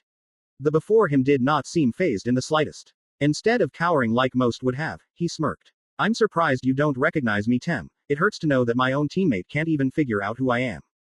Sasuke narrowed his eyes as he registered what the man said, Dobi. Everyone looked over at the blonde in shock when they heard Sasuke's words. There was no way this ripped and extremely powerful-looking man could be the dead last of their class. Could there? Naruto laughed and gave Sasuke a mocking clap. So I see you really do have a brain in that head of yours. Sasuke growled, I'm gonna have to show you why you shouldn't insult your betters, loser. My betters, huh? Naruto said with a grin as he watched Sasuke get closer. To him, the boy was moving in slow motion. The blonde watched and waited, not even bothering to react until Sasuke was right next to him and preparing to send a punch his way. The young Uchiha didn't even know what hit him as Naruto's fist collided with his chest, the power behind the punch making it feel like his entire ribcage had caved in before he was sent flying. Everyone watched in absolute shock as Sasuke was sent sailing right into a tree, hitting the trunk hard enough to cause it to crack. Sasuke slid down the tree as his cursed seal receded, he was unconscious before he even hit the ground. Naruto ignored the shocked looks on everyone's face as he walked over to Dosu. Hand over the scroll now, or I'll finish what that little bitch of an Uchiha started, Naruto commanded. Dosu gulped as he grabbed his scroll, he knew better than to mess with someone who could defeat Sasuke with his cursed seal so easily. Here, will you let us go? Dosu asked as he tossed Naruto his scroll. Naruto caught the scroll and looked at it. Nodding with a satisfied look, he pocketed the scroll and gave Dosu a dismissive wave. Yeah, you can leave. Dosu held in a sigh of relief as he picked up Zaku and Kin, throwing one over his shoulder and the other in an underarm carry. Naruto waited until Dosu was out of sight, before turning around to face the Konoha Genin. Yo, he said with a wave. Everyone looked at him, still stunned. Naruto? Shikamaru asked, his tone unsure. While he felt this was the best guess he had, mainly because of the kill me orange pants the man was wearing, it was still hard to believe that this man was the obnoxious loudmouth they had known at the academy. Shikamaru couldn't help but wonder what happened to the blonde. They had all seen him lying under the tree with Sasuke, and he had most definitely not looked like he did now. Which meant that something must have happened between those few seconds during the recent battle between Sasuke and the Odo ninja. But what? Shikamaru wondered. Unfortunately, even he couldn't come up with any explanation as to Naruto's extraordinary transformation. Naruto rolled his eyes. Who else would I be? The fucking Tooth Fairy. Those words seemed to snap everyone out of their stupor, though many were still left wondering how this person, who was radiating power like a furnace, could possibly be Naruto. Sakura, however, did not care as she remembered what Naruto did to her Sasuke-kun. Her eyes quickly became enraged as she stood up. She began to march over to Naruto, her march quickly turning into a run as she shouted, Naruto no Baka, look what you did to Sasuke-kun. With her fist cocked back and ready to let loose all of her righteous anger on the blonde like she usually did. Naruto grit his teeth at the loud and ear-piercing screech the pink-haired banshee unleashed. Looking over at the girl, the blonde frowned as he saw her rush him with a fist cocked back to deliver her righteous fury. Not that he had any intention of letting her hit him anymore. He sidestepped her rather clumsy attack, chopping the back of her neck as she passed him to knock her out. As she fell face first to the ground, Naruto sighed and created two clones, one to carry Sakura and one to carry Sasuke. He looked over at teams 9 and 10, I suggest you guys get moving to the tower. With nothing left to say, the blonde leapt into the trees and disappeared. Was that really Naruto? Asked Ino. Now that the danger had passed, she felt herself shiver and slump to the ground. Her face became flushed as her mind remembered just how attractive the blonde had become. That is, if that was really Naruto. When did he get so hot? It looks like it, Shikamaru muttered, a disgruntled look on his face. It was clear he was not pleased with this new development. He also had no trouble expressing this through more complaining. This is just great, now that blonde is going to be even more troublesome. Come on, we'd better head to the tower so we can get out of this troublesome forest. Birth of the new Demon King. Naruto grinned as he and his clones hopped through the trees at a speed that would put most ninja to shame. He felt great. Ever since he had woken up, Naruto felt like his body had been hooked up to a power coupling. His chakra, which had already been quite large, was now through the roof. The second chakra system, which he recognized as his Yukai, was a barely contained maelstrom of power, giving his namesake justice. He could feel it coursing through his body, rolling off him and giving him more energy than 1,000 ninja. He felt powerful, invincible. Absently, he twirled the new heaven scroll he had gotten from a group of unsuspecting AIM ninja that he had jumped around his fingers. It was amusing to see how pathetic some of the people entering this exam were. The 3 AIM ninja had been so busy trying to lay a trap for the clones he had sent after sensing them, that they had not even realized the real danger until he appeared within their midst. Now they were dead and he had their scroll. The blonde Uzumaki wasn't sure how long he had been in this forest, having been unconscious for some time during what he had decided to call his rebirth, since he felt it fit the description of his new changes. Currently, he and his clones were making their way towards the tower in the middle of the forest of death. He wanted to get there within the next hour. Naruto looked over to see Sakura starting to wake up. Her body was stirring and her eyelids were beginning to flutter. A frown marred the blonde's face. He didn't want to have to deal with the girl shrieking right now. Thankfully his clone noticed too and made sure her head hit on a tree branch so he would not have to listen to the pink-haired girl screaming. The blonde took a moment to wonder just what the hell his old self had been thinking when he thought he was in love with that girl. She was nothing more than an overly loud and abusive fangirl, one who used every opportunity she had to degrade and hit him. His thoughts on his former stupidity in liking a banshee like Sakura didn't last long, however, since he had far more important things to think about. Several minutes later, Naruto found himself standing in front of one of the doors leading into the tower. After kicking the door open, Naruto walked in and looked around. The room was fairly large, with several red columns on either side acting as supports. The walls were a barren gray, with cracks and stains that showed just how old this tower really was. The tiles were white, and while the walls were in rough shape, the tiles looked almost brand new. Strange. Soon enough, the blonde's eyes landed on a large poster hanging on the wall opposite the door. Naruto's keen eyes were quick to pick up what it said. Realizing it was a riddle and what it meant, Naruto created a clone and handed it the heaven scroll. The clone looked at Naruto, and seeing him nod, they both opened their scrolls at the same time. On the inside of both scrolls were a mass of lines and squiggles. They varied in size, shape and length, all of them written around a circle that seemed to be the base. It took a moment for the blonde to recognize the symbols as seals, but when he did, his eyes widened as he realized what they likely meant. With a shout to his clone, both he and his doppelganger were quick to toss the scrolls away. The two scrolls hit the ground, forming an X as the heaven scroll landed on top of the earth scroll. There was a burst of smoke, and when it cleared, Iruka was standing in front of Naruto. Iruka was a man of average height and build. He had brown hair that was being kept in a ponytail, dark eyes, and a scar that ran across the bridge of his nose, which he has had since his youth. He was wearing the standard Konoha shinobi outfit, complete with forehead protector, sandals, and flak jacket. The only difference between his outfit and most others was that he had the sleeves rolled about a fourth of the way up his arms. Iruka-sensei, Naruto said with a small smile on his face as he saw one of his only precious people. Iruka was the first person to believe in him besides the Hokage, and one of the only people that Naruto considered family. Hello Naru. Too. Iruka trailed off as he got a look at the new Naruto. His eyes widened in shock, and for a second, it seemed he had been struck speechless. The scarred man managed to recover admirably, however, and was quick to ask, "What happened to you? You look different." Naruto finished for Iruka with a shrug and a grin. "Let's just say my bloodline awakened and leave it at that." Bloodline? Iruka asked in undisguised curiosity. "I didn't even know you had a bloodline." "Yeah, neither did I," Naruto said sardonically. At seeing Iruka's curious look, he added, "I'll tell you about it later, sensei. Right now, I'm still trying to wrap my head around it." Iruka nodded. He was about to speak some more when he noticed Sasuke and Sakura knocked out on the floor a little ways away. His gaze turned curious as he looked back at Naruto. What happened to them? Naruto turned to look at his two teammates, then looked back at Iruka and shrugged. Sakura got knocked out during our fight with some Odo ninja, and Sasuke got knocked out when this weird lady who can summon snakes gave him a hickey. Both were the truth in a way. Sasuke had been knocked out after receiving that mark. Naruto had just had to knock him out again so he would not try to do something stupid. And Sakura had been knocked out when Naruto fought those Odo ninja, she just hadn't been knocked out by the Odo ninja. However, small details like that really didn't matter. Iruka paled as he heard the part about them fighting someone who could summon snakes. Only two people had that ability, and one of them was an S-rank traitor. If he was in Konoha, then it could only mean trouble. Anyway, you might want to get Sakura to the hospital, and Sasuke should see someone about that seal on his neck, Naruto said. Iruka nodded as he regained his composure. Of course, I'll get the medical ninja here. In the meantime, why don't you head over to room 232 and get some rest? You have 2 days until the second part of the exam's end. Naruto nodded. Right. At that very moment, Naruto's stomach made itself known with a loud gurgle. Naruto gained a sheepish expression on his face as he rubbed the back of his neck. Hee. Iruka-sensei, do you know if there is a cafeteria here? He had not really had anything good to eat in a while, and his demonic transformation took up a lot of energy. Iruka shook his head at Naruto's antics. However, he couldn't quite keep the smirk off his face. It was good to see that, awakened bloodline or no, Naruto hadn't really changed much. Yeah, it's down the hall, 3 doors on your left. Thanks, Naruto said as he ran into the hall to get something to eat. Who knew that having your entire body structure changed in order to hold enough power to equal the greatest demon to ever exist would cause such an appetite? Birth of the new demon king. A now full Naruto stepped out of the shower and began drying off.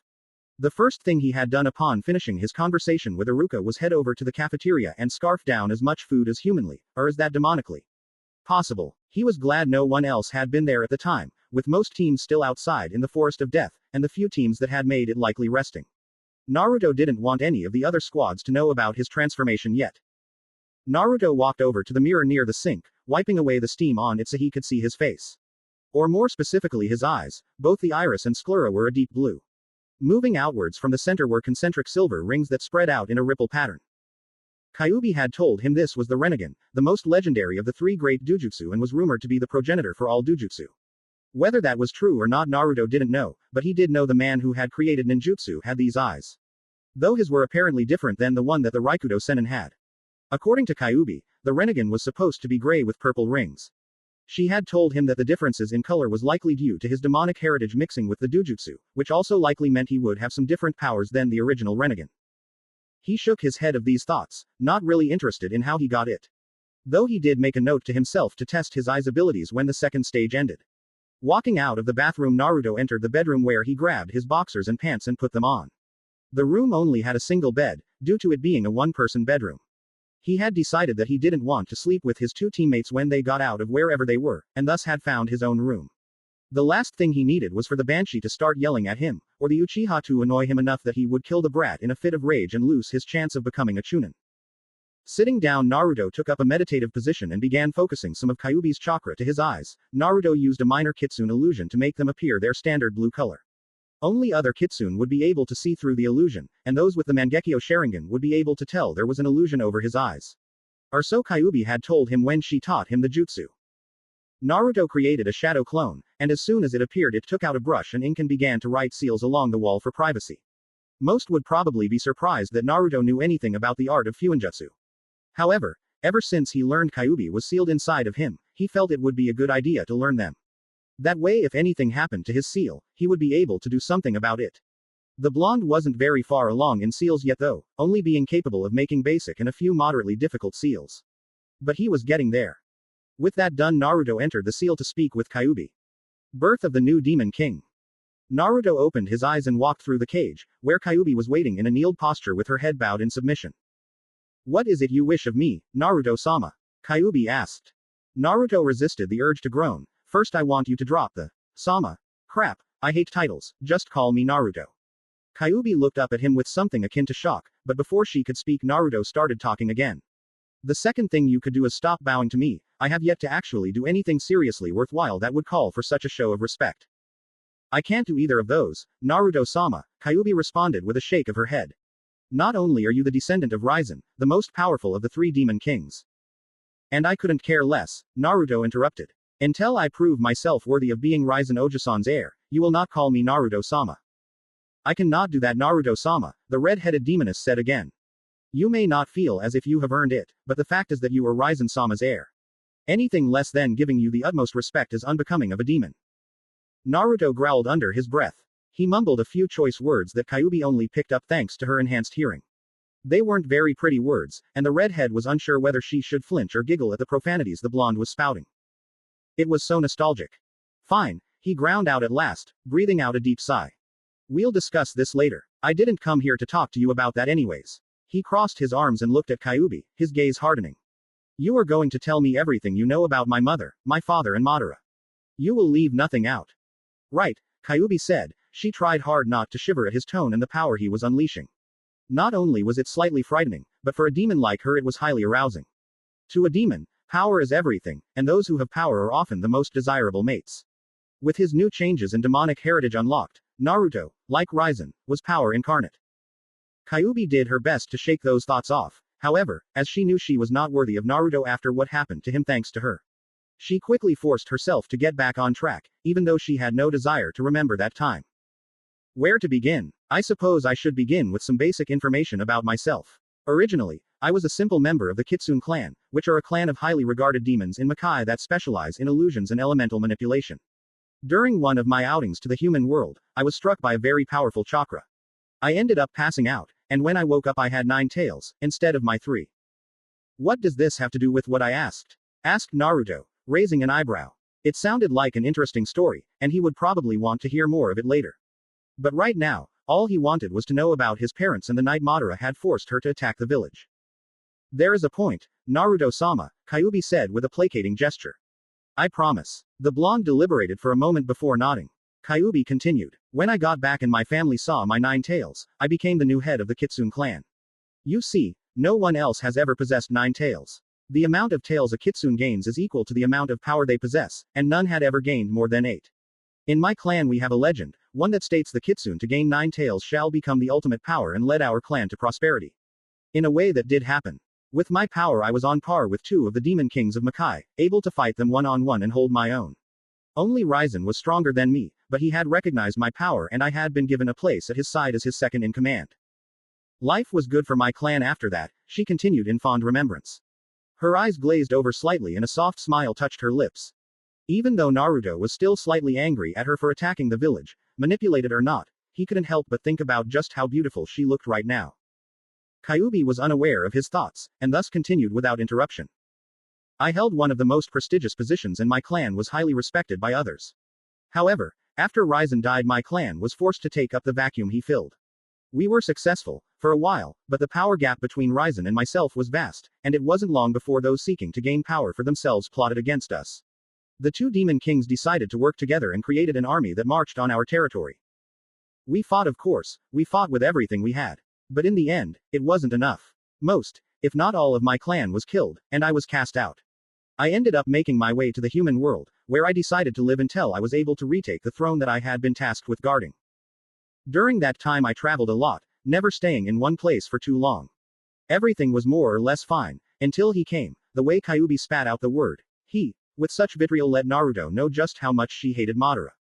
It happened so fast that I barely remember what happened. He somehow placed me under his control, and then reverse summoned me to a plane where I was forced into battle against Senju Hashirama. As you know, that battle ended up with me being sealed. I was rather angry about that. Now, not only would it be impossible for me to gain enough strength to retake Ryzen-sama's throne, but I was sealed in some damn ninja. For years I tried to escape that prison. However, all my attempts ended in failure. Worse still, that woman was able to use some kind of chakra chains to keep me tied down like some kind of animal. Kyuubi's breathing had become slightly ragged as she remembered how she had been treated by that woman.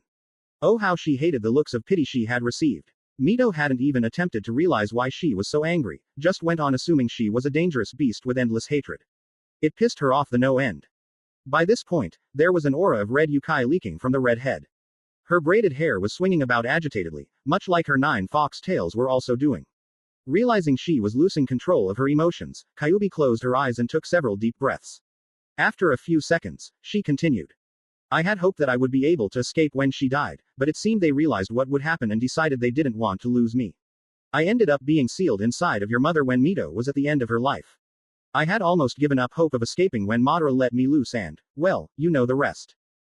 Naruto nodded. Everything made sense now. From the reason he had the Kyuubi sealed into him, to the reason why the Kyuubi had ever been sealed in the first place. It was hard to believe, had Kyuubi told anyone else, not that she would, they likely wouldn't have believed her. But Naruto, having already met Ryzen, was more or less forced to believe her words. They did, after all, coincide with what his ancestor said.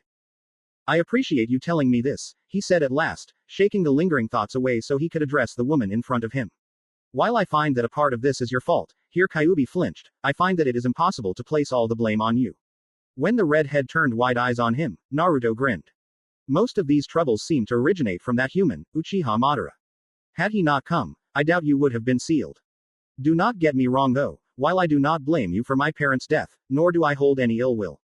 I find myself disappointed by how you let a human control you. It was a bit odd to Naruto that he was no longer thinking of himself as human. He knew he wasn't human, of course, but he had expected a harder transition with more angst and denial. Though he wasn't going to look a gift horse in the mouth. Best to just be thankful he didn't have any problems being a demon. Kyuubi nodded and bowed her head. Naruto was being more merciful than she had expected. But she was thankful to him, and decided she would use this opportunity to improve her standing in the blonde's eyes and serve him as best she could. I understand, Naruto-sama. Now then, Ryzen Oji-san said something about binding you to me so that you could help me reach my full potential. It was here, finally, that Naruto noticed Kyuubi's blush, and despite feeling a little unsure about its meaning pressed on. So how do we do this binding thing? Well, Kyuubi's blush deepened a bit. Despite having had kits of her own before gaining her 9 tails, she had never done the binding ritual. Her marriage, for lack of a better word, had been one of convenience. While the Kitsune clan had been powerful and well respected, the truth was there were very few Kitsune, numbering somewhere around 200 or 300 before they had been wiped out. Well, you have to, she mumbled something under her breath that Naruto could not catch even with his enhanced hearing. What was that? Naruto asked. You have to mark me, Kyuubi said, her blush increasing in hue. Naruto's eyes fluttered a bit as his mind went through some of the pieces of information that Ryzen had imprinted in his mind. It was an odd process, and it seemed that learning more about his heritage required keywords being said. Otherwise, he was sure that the information would have come to him sooner and he would not have had to ask about the process. What he didn't know was that Ryzen had done this so that the blonde's mind would not overload from gaining more information than it was prepared to handle. Given that there was thousands of years worth of knowledge locked away in Naruto's head now, it was probably a good idea.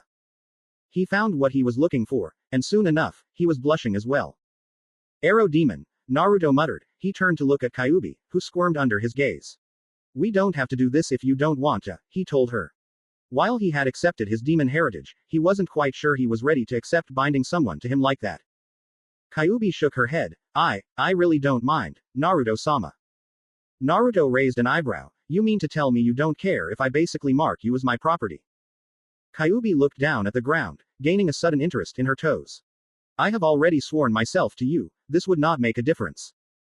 Naruto sighed as he walked up to her. Are you sure about this? Kyuubi said nothing but gave him a nod. Naruto sighed as he went through his mind about what he knew on marking. He frowned in thought as he came upon how it was applied. There were two ways to mark someone. The first was the mark of a slave, usually from a demon biting someone on their arm or calf. In many ways it reminded him of how cattle were branded when he had a D-rank mission at a farm once. The second was the mark of a life mate. This was always located on the neck and was usually done during intercourse. Naruto grinned as a thought occurred in his mind. The blonde didn't know how it came about, but he decided it was a good idea, and it would be funny to see Kyuubi's reaction. Acting too quickly for Kyuubi to do anything, Naruto wrapped an arm around her waist, pulled her close and sank his fangs into her neck. Na Naruto-sama, Kyuubi squeaked in surprise. That soon turned into a moan of ecstasy, however, as Naruto flooded her body with his demonic yukai. While it was not as intense a feeling as it would have been if they had been in intercourse, it was far more intense than anything she had ever felt. Her entire body shuddered as a wave of absolute ecstasy washed over her. Had she been in her right mind, Kyuubi would have embarrassed when she came just from feeling the blonde's power coursing through her body. As it was, the only person who noticed was Naruto when he picked up the scent of her flowing juices. If he didn't have his fangs still in the vixen's neck, he would have grinned. After nearly a minute of this, in which Kyuubi felt like she was in one continuous orgasm, the redhead's mind went blank and she blacked out from the overwhelming feeling. Naruto held her to him as she passed out and gently set her down. The blonde sat himself down and pulled the woman's head into his lap. He took a moment to examine her features. Kyuubi really was a beautiful woman, he decided. Absently, he wondered why he wasn't blushing from that thought. Had it been just a few hours ago, he would have been a mess for even thinking something even remotely perverted. As it was, he felt no real embarrassment about his thoughts, nor was he embarrassed about his desire to mate with Kyuubi. Which was another surprise, considering just moments ago he had still been angry at her for his parents' death. These thoughts left him and the blonde blinked in surprise when he saw himself begin to fade from the seal. Birth of the new Demon King. Naruto opened his eyes and found himself in his room again. He blinked a few times as the memory of his clone working on the seals hit him. It was very strange, like seeing out of another pair of eyes that were not his own. Of course, given that they were his clones, they technically were him, but it didn't change the fact that the whole thing felt weird. I wonder why I never noticed that I get the memories of my clones before.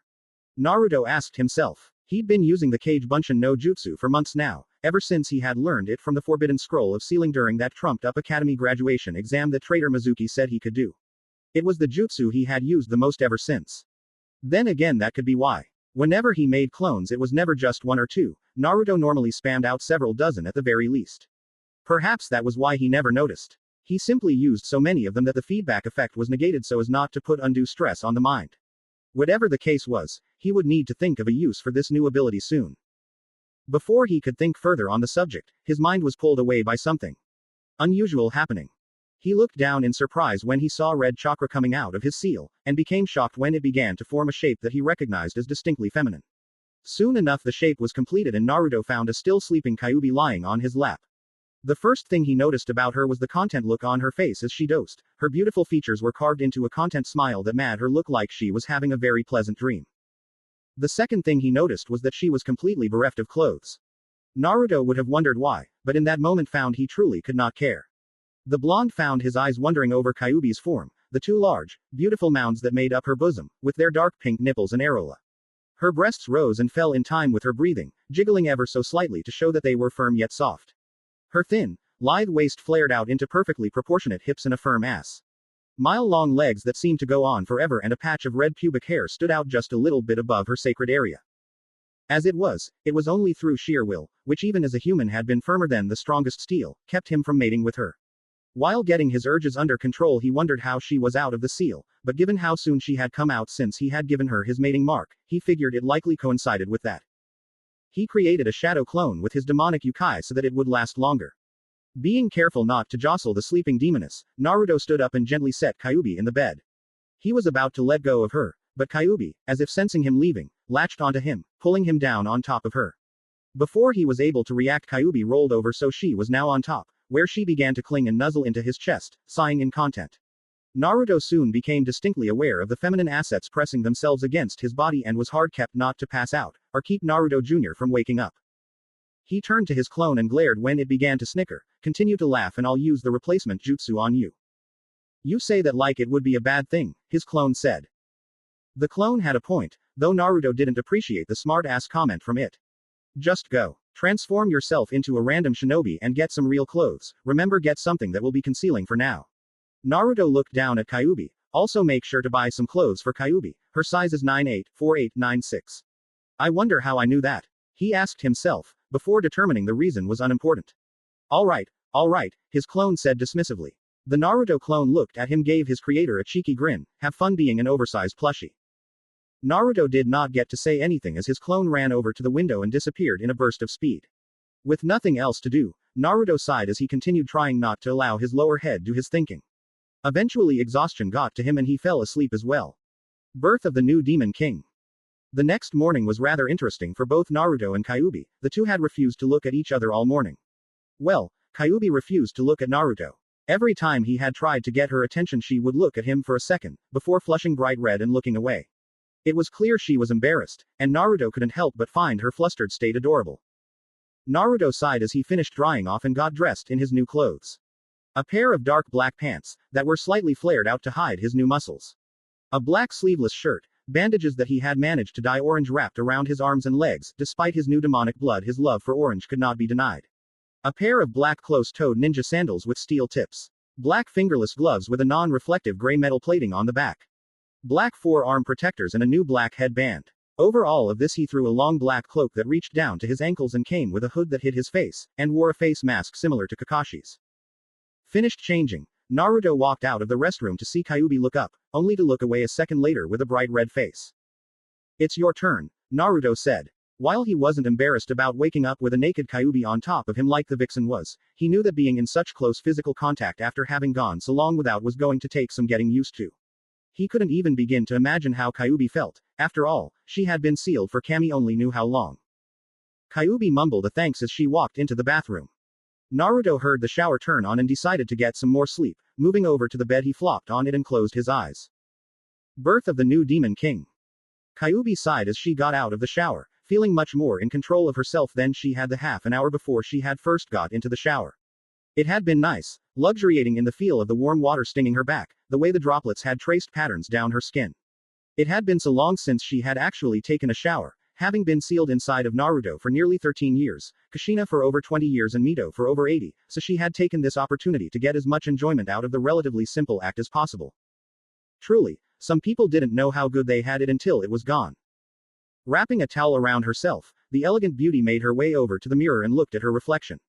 Not much had changed about her since the time she had been sealed. In fact, almost nothing had changed about her despite having been in her fox form for nearly 200 years. It was nice to see that the abuse she had suffered from the humans constantly stealing and using her power had not caused her body to suffer in any way, shape, or form. Though she realized that her powers would likely be out of practice for some time to come.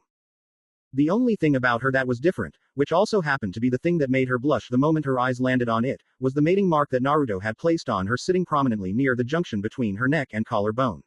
It looked like the spiral she recognized as the symbol for the Uzumaki clan, but surrounding it were several odd lines that reminded her of the tattoo under Raizen's left eye. She let one of her fingers delicately trace along the mark, admiring it and allowing herself to daydream, if only for a moment. When Raizen had defeated her in combat with relative ease, she had known then and there that he was a demon any demoness like herself would be willing to give all her tails for just to mate with. It had gotten even worse when she had become his second in command and formed what amounted to a fangirlish crush on the most powerful demon king. Despite her crush, however, nothing had ever amounted to it. Raizen had fallen in love with some filthy ninja and she had been forced to watch him wither and die. Now his descendant, her former host, had come into his own demonic heritage. In the short time since Naruto's rebirth, he had proven to be Raizen's descendant. While the blonde had some of his own personality quirks, such as his love for orange and ramen, he was very much Raizen's descendant. He even acted just like the man, from what she had seen. Due to the blonde's new attitude, it was no wonder she was feeling so flustered around him, and she couldn't help but think about what it would be like to truly mate with the blonde. Reality struck a second later and Kyuubi remembered her place. She had made Naruto's life hell, and didn't deserve to be with someone like him. Looking at the mark again, she wondered why Naruto had given her a mating mark rather than a mark of servitude. Surely for one such as her, the simple mark of a slave would have been more fitting. After all the horrible things her presence in his life had caused, she did not deserve to be treated kindly. With a sigh, Kyuubi shook the depressing thoughts away. It would not do for her to question her master on things like this just to satiate her curiosity. What was done and nothing would change that. She would simply have to accept her role in Naruto's life and help him as best she could to atone for her sins. With these thoughts in mind, Kyuubi moved to hang up her towel on the rack. However, as her eyes strayed the bathroom, she quickly realized that something was missing. She had left her clothes outside. Moving over to the door, she opened a small crack and looked out. Naruto was lying on the bed and looked like he was sleeping. That was good. The last thing she needed was for him to be awake and see her in such an embarrassing state. Looking around a little more, Kyuubi saw the new clothes Naruto had bought her. She quickly squashed down the warm feeling that thought brought her, lying on a chair several feet from the bed that the blonde was laying on. Wanting to get her clothes quickly, Kyuubi rushed into the room and grabbed the clothes she was going to wear. She had just turned around to make her way back into the restroom, only to stop when a voice spoke up behind her. "You know, if I didn't know any better, I'd say you have an exhibitionist streak." Kyuubi turned and blushed heavily as she saw Naruto, wide awake, and with a "cat that ate the canary" look on his face. Naruto's grin increased as he spotted the blush. "Or is it that you just wanted to give me a good show?" Kyuubi let out an eep as she raced into the restroom, completely embarrassed at her master having seen her in her nude state. While it was true that her body belonged to him, she had only ever been seen nude by one person. And after she had done her duty for the clan and had a kit, they never even saw each other afterwards. Naruto chuckled a bit. It was so amusing seeing the woman, who just so happened to be the strongest Biju in existence, blushing like a little school girl. However, as soon as the thought came and went, confusion took its place. Why had he just done that? It didn't make sense. He had never flirted or teased a girl before, ever. The closest he had gotten to flirting would be how he would loudly ask Sakura out on a date when he had still been an attention-seeking idiot.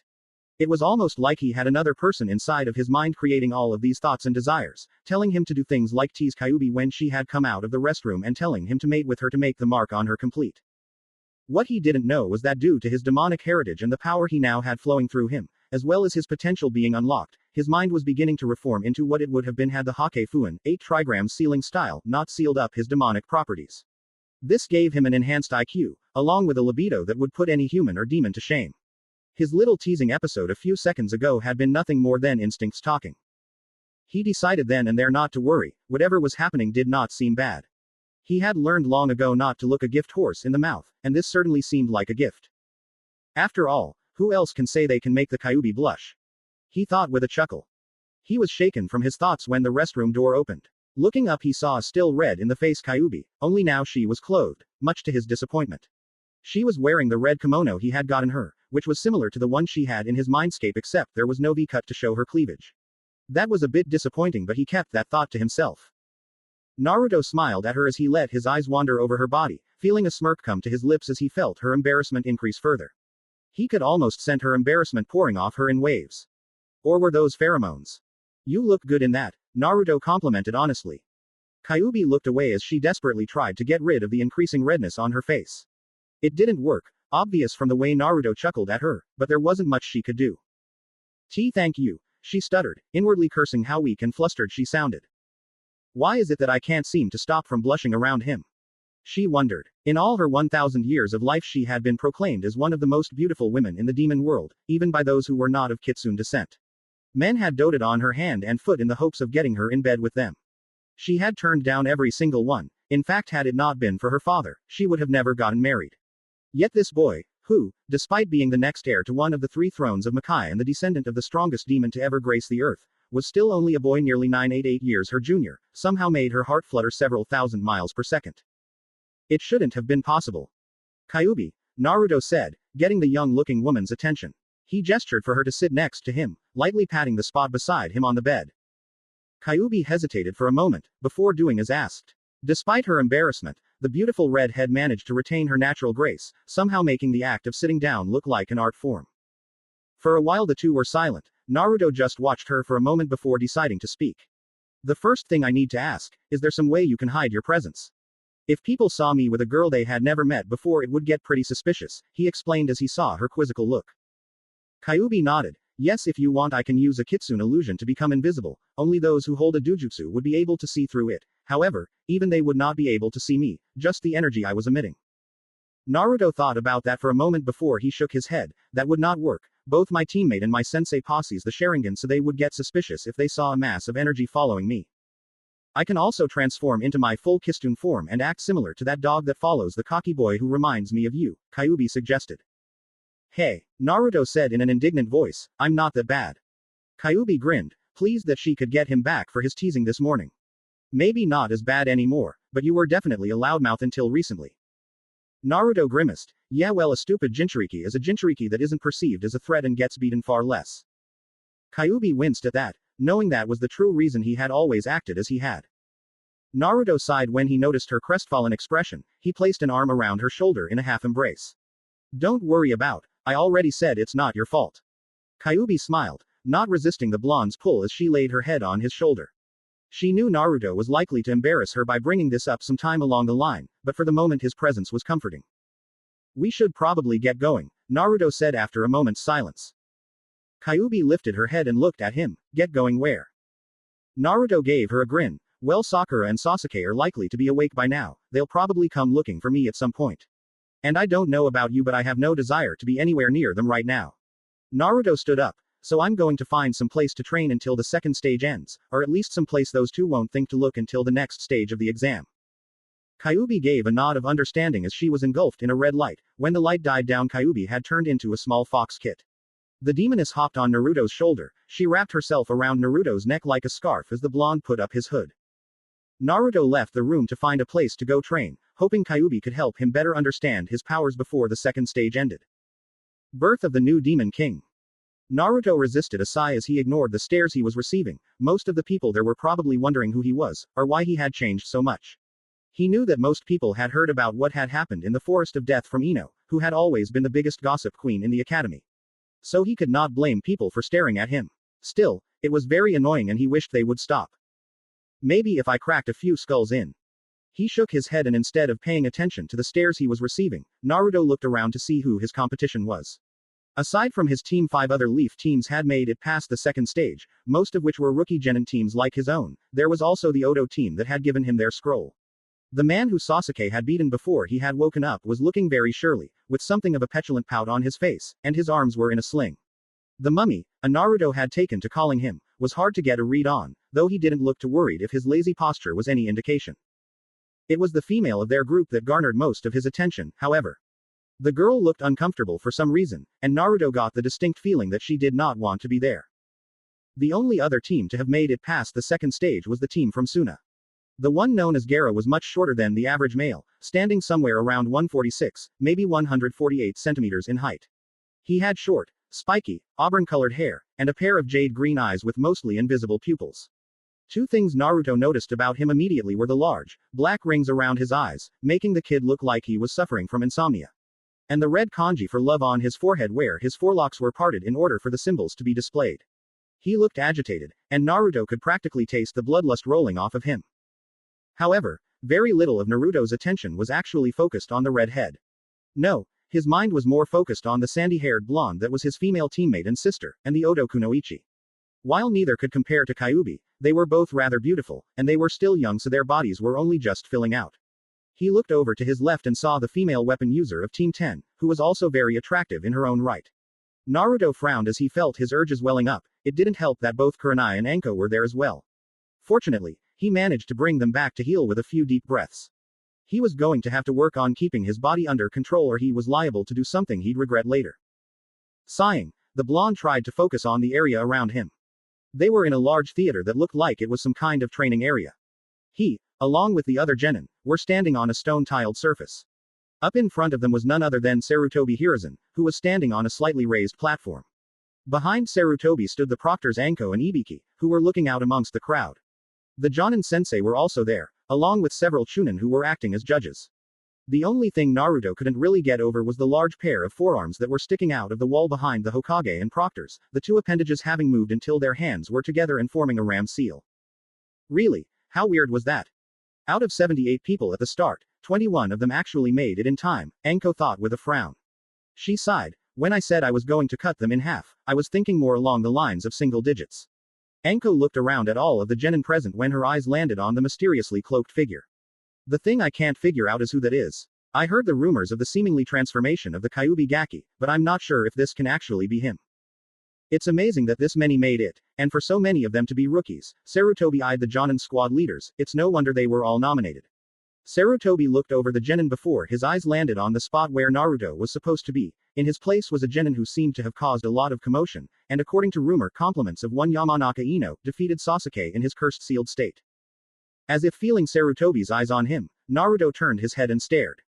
The Sandame found himself almost frozen as power flowed out of those blue eyes. Despite the feeling of overwhelming power from them, the old Hokage was able to tell it was Naruto. There may be some truth to those rumors, I'll have to talk to him after the preliminaries. To everyone who made it this far, congratulations in passing the second stage of the Chunin exams, Anko said. Listen carefully as Hokage-sama explains the third stage of these exams. Before I explain the third stage of these exams to you, there is something I would like you all to know, Sarutobi said by way of introduction. That is the true reason for these exams, that seemed to catch many of the Chunin hopefuls off guard. The only one who did not seem to be caught off guard was Naruto. Not because he knew where the Sandame was going with this, but quite simply because he didn't care. Instead, the blonde shinobi turned his thoughts inward, connecting his mind to Kyuubi's. Nay, Hugh-chan, can you teach me more about my powers after this stage ends? Asked Naruto. Kyuubi was so glad her fur was red, or Naruto would have seen her blushing up a storm from the new pet name and affectionate suffix. Despite her embarrassment, she dutifully informed him of what he would eventually learn. There are many things I will teach you aside from controlling your power. Most of what you will focus on for now are speed techniques and energy techniques. They are standard things demons know, but are the building blocks for greater and more powerful attacks. Naruto nodded. When you say speed techniques, what do you mean by that? Kyuubi moved a bit to get more comfortable around Naruto's neck, though she was also careful not to let herself be seen. Basic teleportation, it's something all demons can do to an extent. The more power you have, the better you can do it. Of course, it also requires good control over your yokai. I see, Naruto said. Hearing Kyuubi talk about a technique designed to increase one's speed intrigued him.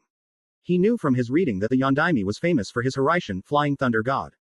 A jutsu that teleported him to a kunai with a shiki on it. It was what gave him the nickname Kuroi Senku, Yellow Flash, during the Third Great Ninja War. If the demons had something like that, it would be a useful power to have in his arsenal. The blonde was snapped back to reality as Sarutobi finished his speech. Before we begin the test, there's one thing I must tell you. Sarutobi looked at the genin standing below him. This is not just a test. It is a life-risking battle with your dreams and prestige on the line. I don't care about any of this, Gaara said. Despite his monotone voice, Naruto could sense his aggravation. Just get to the point and tell about these life-risking battles.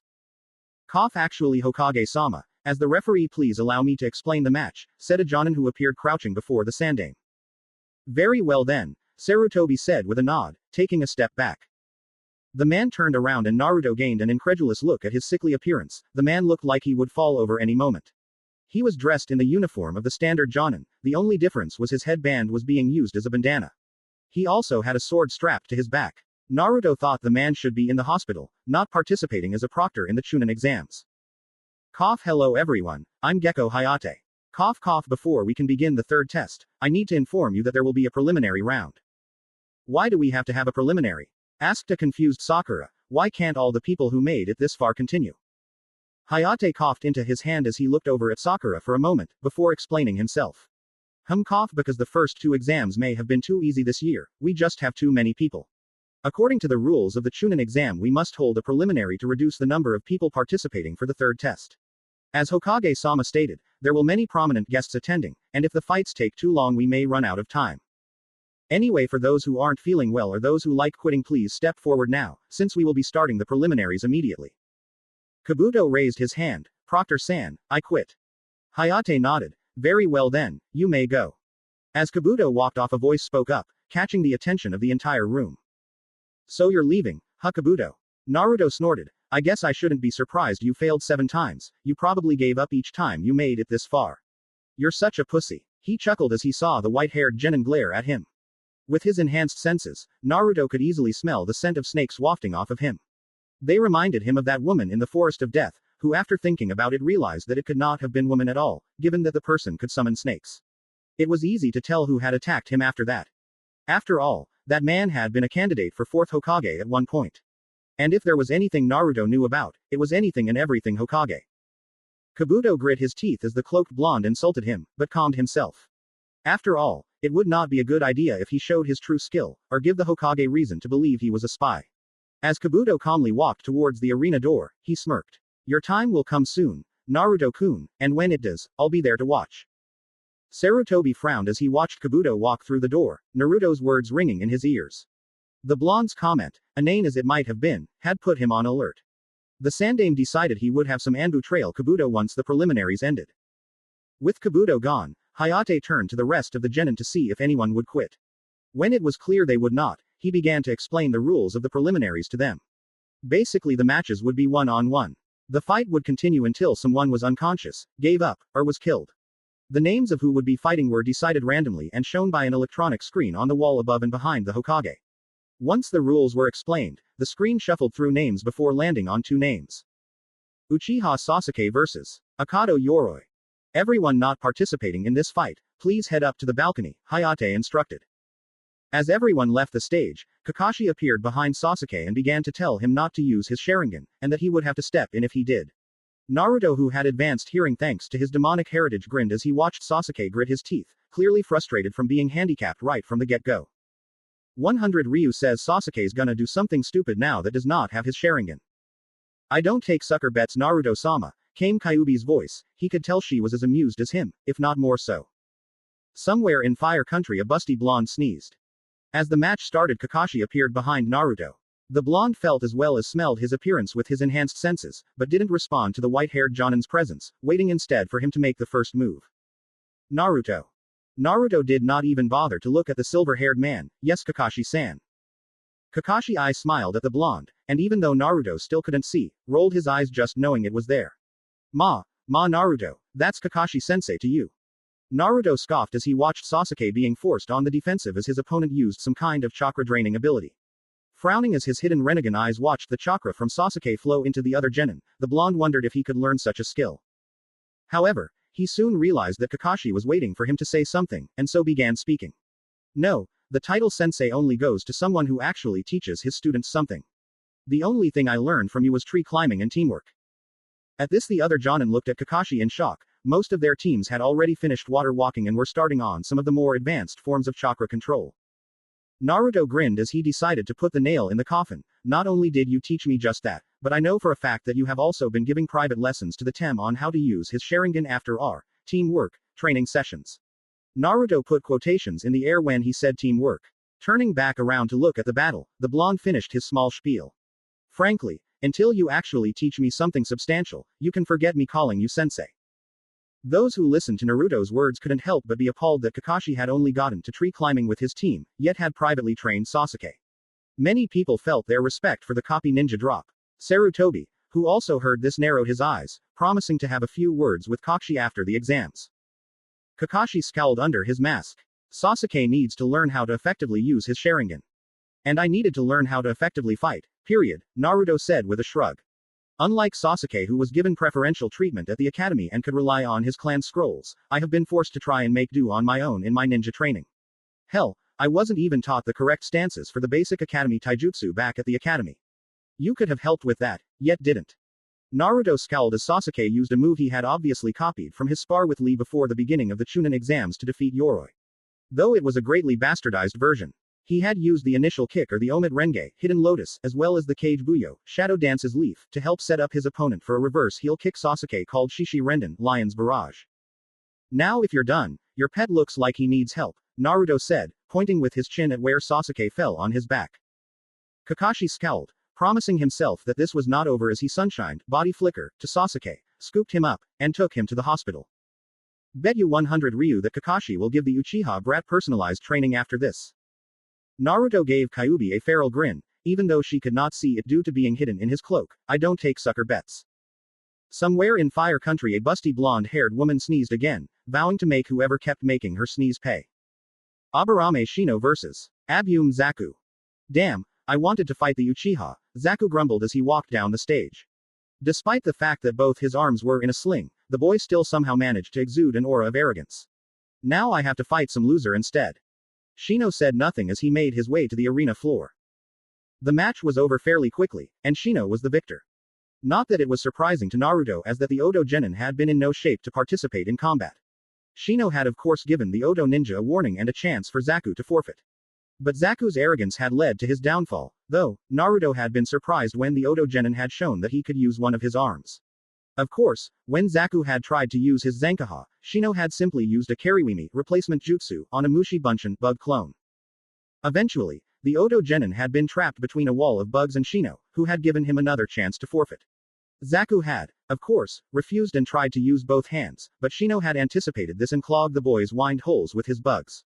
The end result being both of Zaku's arms exploding, which, if the agonized screams of pain before the boy passed out were any indication, must have been incredibly painful, resulting in Shino's victory. As the medical ninja cleared Zaku from the field, Kakashi reappeared. Almost as soon as he did, Sakura began asking about her, Sasuke-kun. Naruto ignored her as well as the way Kakashi had tried to get his attention, and then tried drilling a hole through his head with a one-eyed glare when words didn't work. The man had never paid attention to him before, why should Naruto pay attention to him now? Sabaku no Kankura vs. Tsurugi Mitsumi. Naruto only paid a little attention to this battle as it was even shorter than Shino's. Masumi had the ability to dislocate and stretch his limbs, a Keke Genkai, Naruto assumed, which he had done at the very start of the battle and used them to wrap around Kankuro. The Genin had threatened to break Kankuro's neck if he did not surrender, and of course he followed through when Kankuro refused. However, it turned out that Kankuro had been nothing more than a puppet and the real Kankuro had been hidden inside of the cloth on the puppet's back. Several kunai had appeared on various parts of the puppet's body, impaling Masumi as it squeezed him like a grape. The Konoha ninja had been dead before he hit the ground. Sabaku no Tamari vs. Higurashi Tenten. This battle was, unfortunately, much the same as the battle with Kankuro. It was a fairly one-sided fight with Tamari claiming victory. Tamari was a wind user, and the worst possible matchup for Tenten, who was a weapons user. No matter what she threw at Tamari, the fan-wielding Suna Kunoichi would merely blow it away via a wind jutsu. The blonde had even made a show of it, unraveling her fan to reveal a circle and telling Tenten that it was a star, and when all three were revealed she would lose. Tenten had scoffed at the girl. There was no way she would give up and had used a jutsu where she would jump in the air and unseal the contents of 2 storage seals, launching an assortment of weapons at the fan user. Naruto had to admit to being impressed at the sheer amount of ammunition the girl had locked up in her scrolls, as well as just what that ammunition was. He had seen everything from kunai and shuriken, to katanas, nodashis, scythes, kusarigama. Naruto had even caught a glimpse of a ball and chain somewhere in the mixed. None of them had landed. It had been at that moment that Tamari revealed herself to be a wind user and had launched all of the weapons away with a blast of wind from her fan, though Tenten had a trick up her sleeve and proved she wasn't quite finished. She had used chakra strings to lift the weapons back up and sent them flying at the sand-haired blonde. Only it had not worked. Tamari used another wind jutsu and sent all of the weapons sailing back towards the panda-haired girl. Tenten had gotten cut up with her own weapons and was nearly unconscious by the time she fell. Tamari had decided to show the girl who was superior by setting her fan down so Tenten would fall on it, likely doing some serious damage to her back. However, before Tenten could hit the fan, Naruto appeared on top of it, catching the weapon user in a bridal carry, one arm under her knees and the other around her shoulder. Many were utterly shocked with his speed, which they noticed was on par with Guy with his weights on. A few, namely Kakashi, couldn't help but wonder how Naruto got so fast. Or if this person really was Naruto, since he had never shown such speed before and couldn't come up with a way for the blonde to gain such power in so short a time. I do not think it is good sportsmanship to cause further damage to someone who was clearly defeated, Naruto said in a cold tone that left no room for debate. While he didn't particularly care for Tenten, seeing how he didn't even know her, she was still a Konoha shinobi. More importantly, such a blatant insult like what Tamari was going to do offended the blonde's sense of honor. Tamari gulped as Naruto's cold blue eyes bore into her. Something inside of her screamed that this boy was dangerous, and that crossing him would mean her death, no ifs, ands or buts. She hurriedly nodded and the odd sense of foreboding and dread that she had not even noticed welling up inside of her disappeared like an unknown weight that she had never known existed was suddenly lifted off her shoulders. Good, Naruto said, disappearing again. He reappeared a second later next to Guy and Lee, one who was looking at him in surprise and the other in surprise and eagerness. Naruto set Tenten down against the wall. Even in her weakened state, Tenten blushed, having seen the blonde before he had covered himself up, as well as the fact that she had felt the blonde's ripped muscles when she had been pressed against him. Seeing that Tenten didn't have any permanent damage done to her, Naruto stood up, giving a nod of acknowledgement to Guy, before he once again used his speed to appear before a shocked Kakashi. Guy-sensei, Lee said with tears in his eyes after Naruto left, that Genin is so youthful, caring for our teammate like that. You are right, Lee, Guy proclaimed as he got in his nice guy pose, complete with thumbs up and glittering teeth. It was a rather horrible sight, and one that could only get worse with time as the bowl-cut Jonin continued his tirade. His flames of youth burn brighter than 1,000 suns.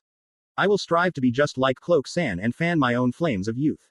Lee shouted, bringing a fist up to his face, tears of joy and something undefined that managed to freak everyone around the boy streaming out of his bug-like eyes. And if I cannot do that, I shall run 200 laps around Konoha on my pinkies.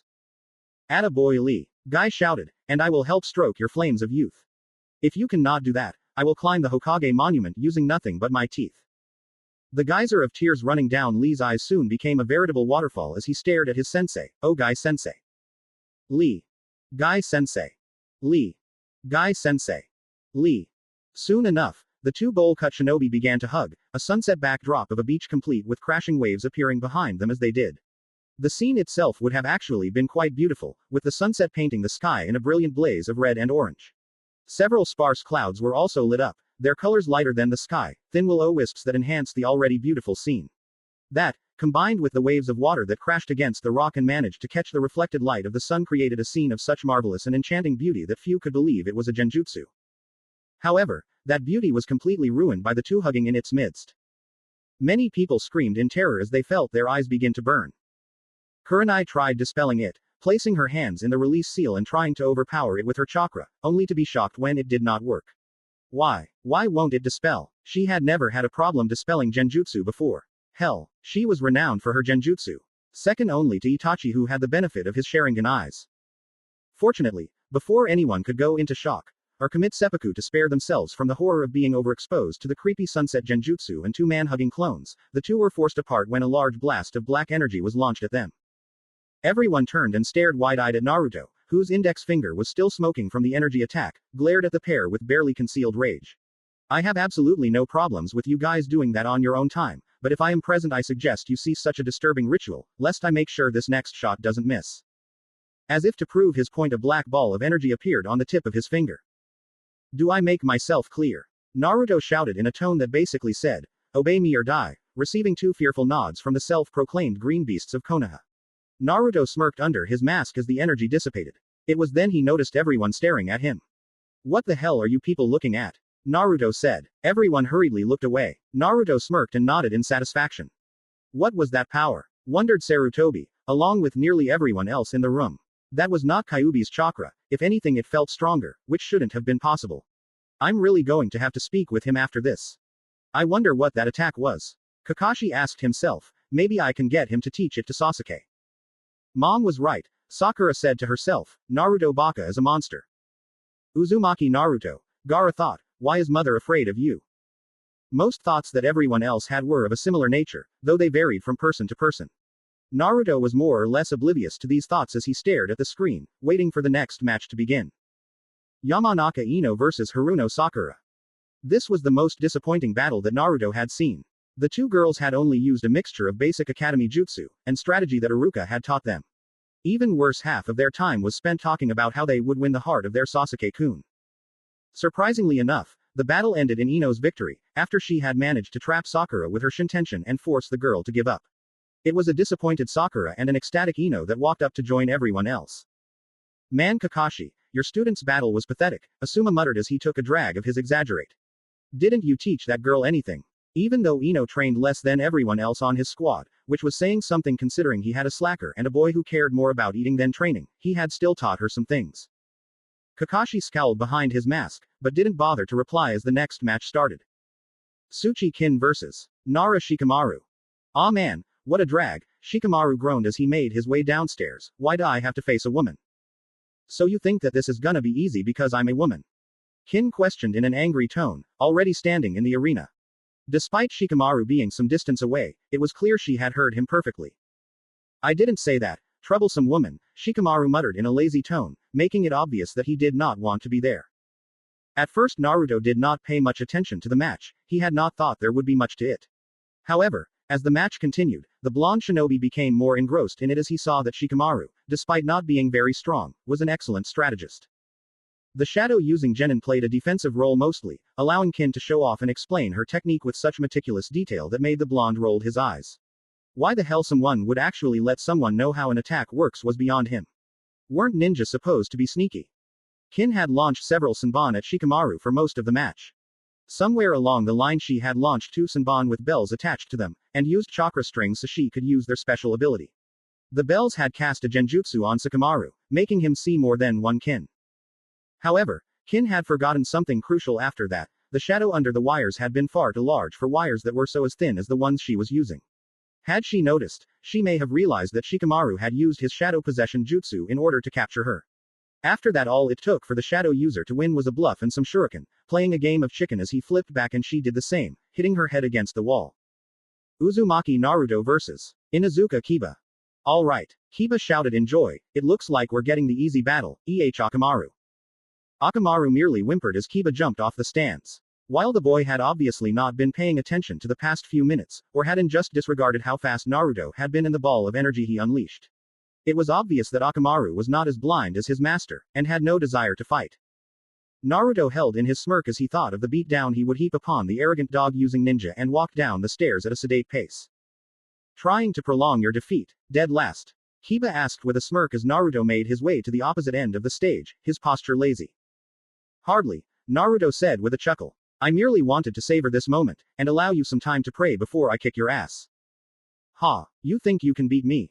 Kiba mocked. No wonder you're the dead last of class, to think you actually believe you can win against me. Naruto shrugged, your friend doesn't seem to think it's so off. Naruto pointed over to Akamaru who was still whimpering up in the stands. Kiba growled, Akamaru get down here. Akamaru just barked and shook his head, not wanting to get near the cloaked boy radiating power. The mere presence of the cloaked blonde screamed alpha. Looks like Akamaru's the smart one, Naruto said, his tone laced with amusement. Grr, shut up. I don't need Akamaru to beat a dobi like you. Kiba shouted. All I need is one hit. Oh, Naruto mocked. Well then, come on mutt, show me what you've got. Just don't go crying when I end up taking you to the pound. You asked for it, Kiba said as he ran towards Naruto. The dog user cocked his fist back, smashing it into Naruto's face. However, much to his, and everyone else's, shock, all it did was move Naruto's face to the side.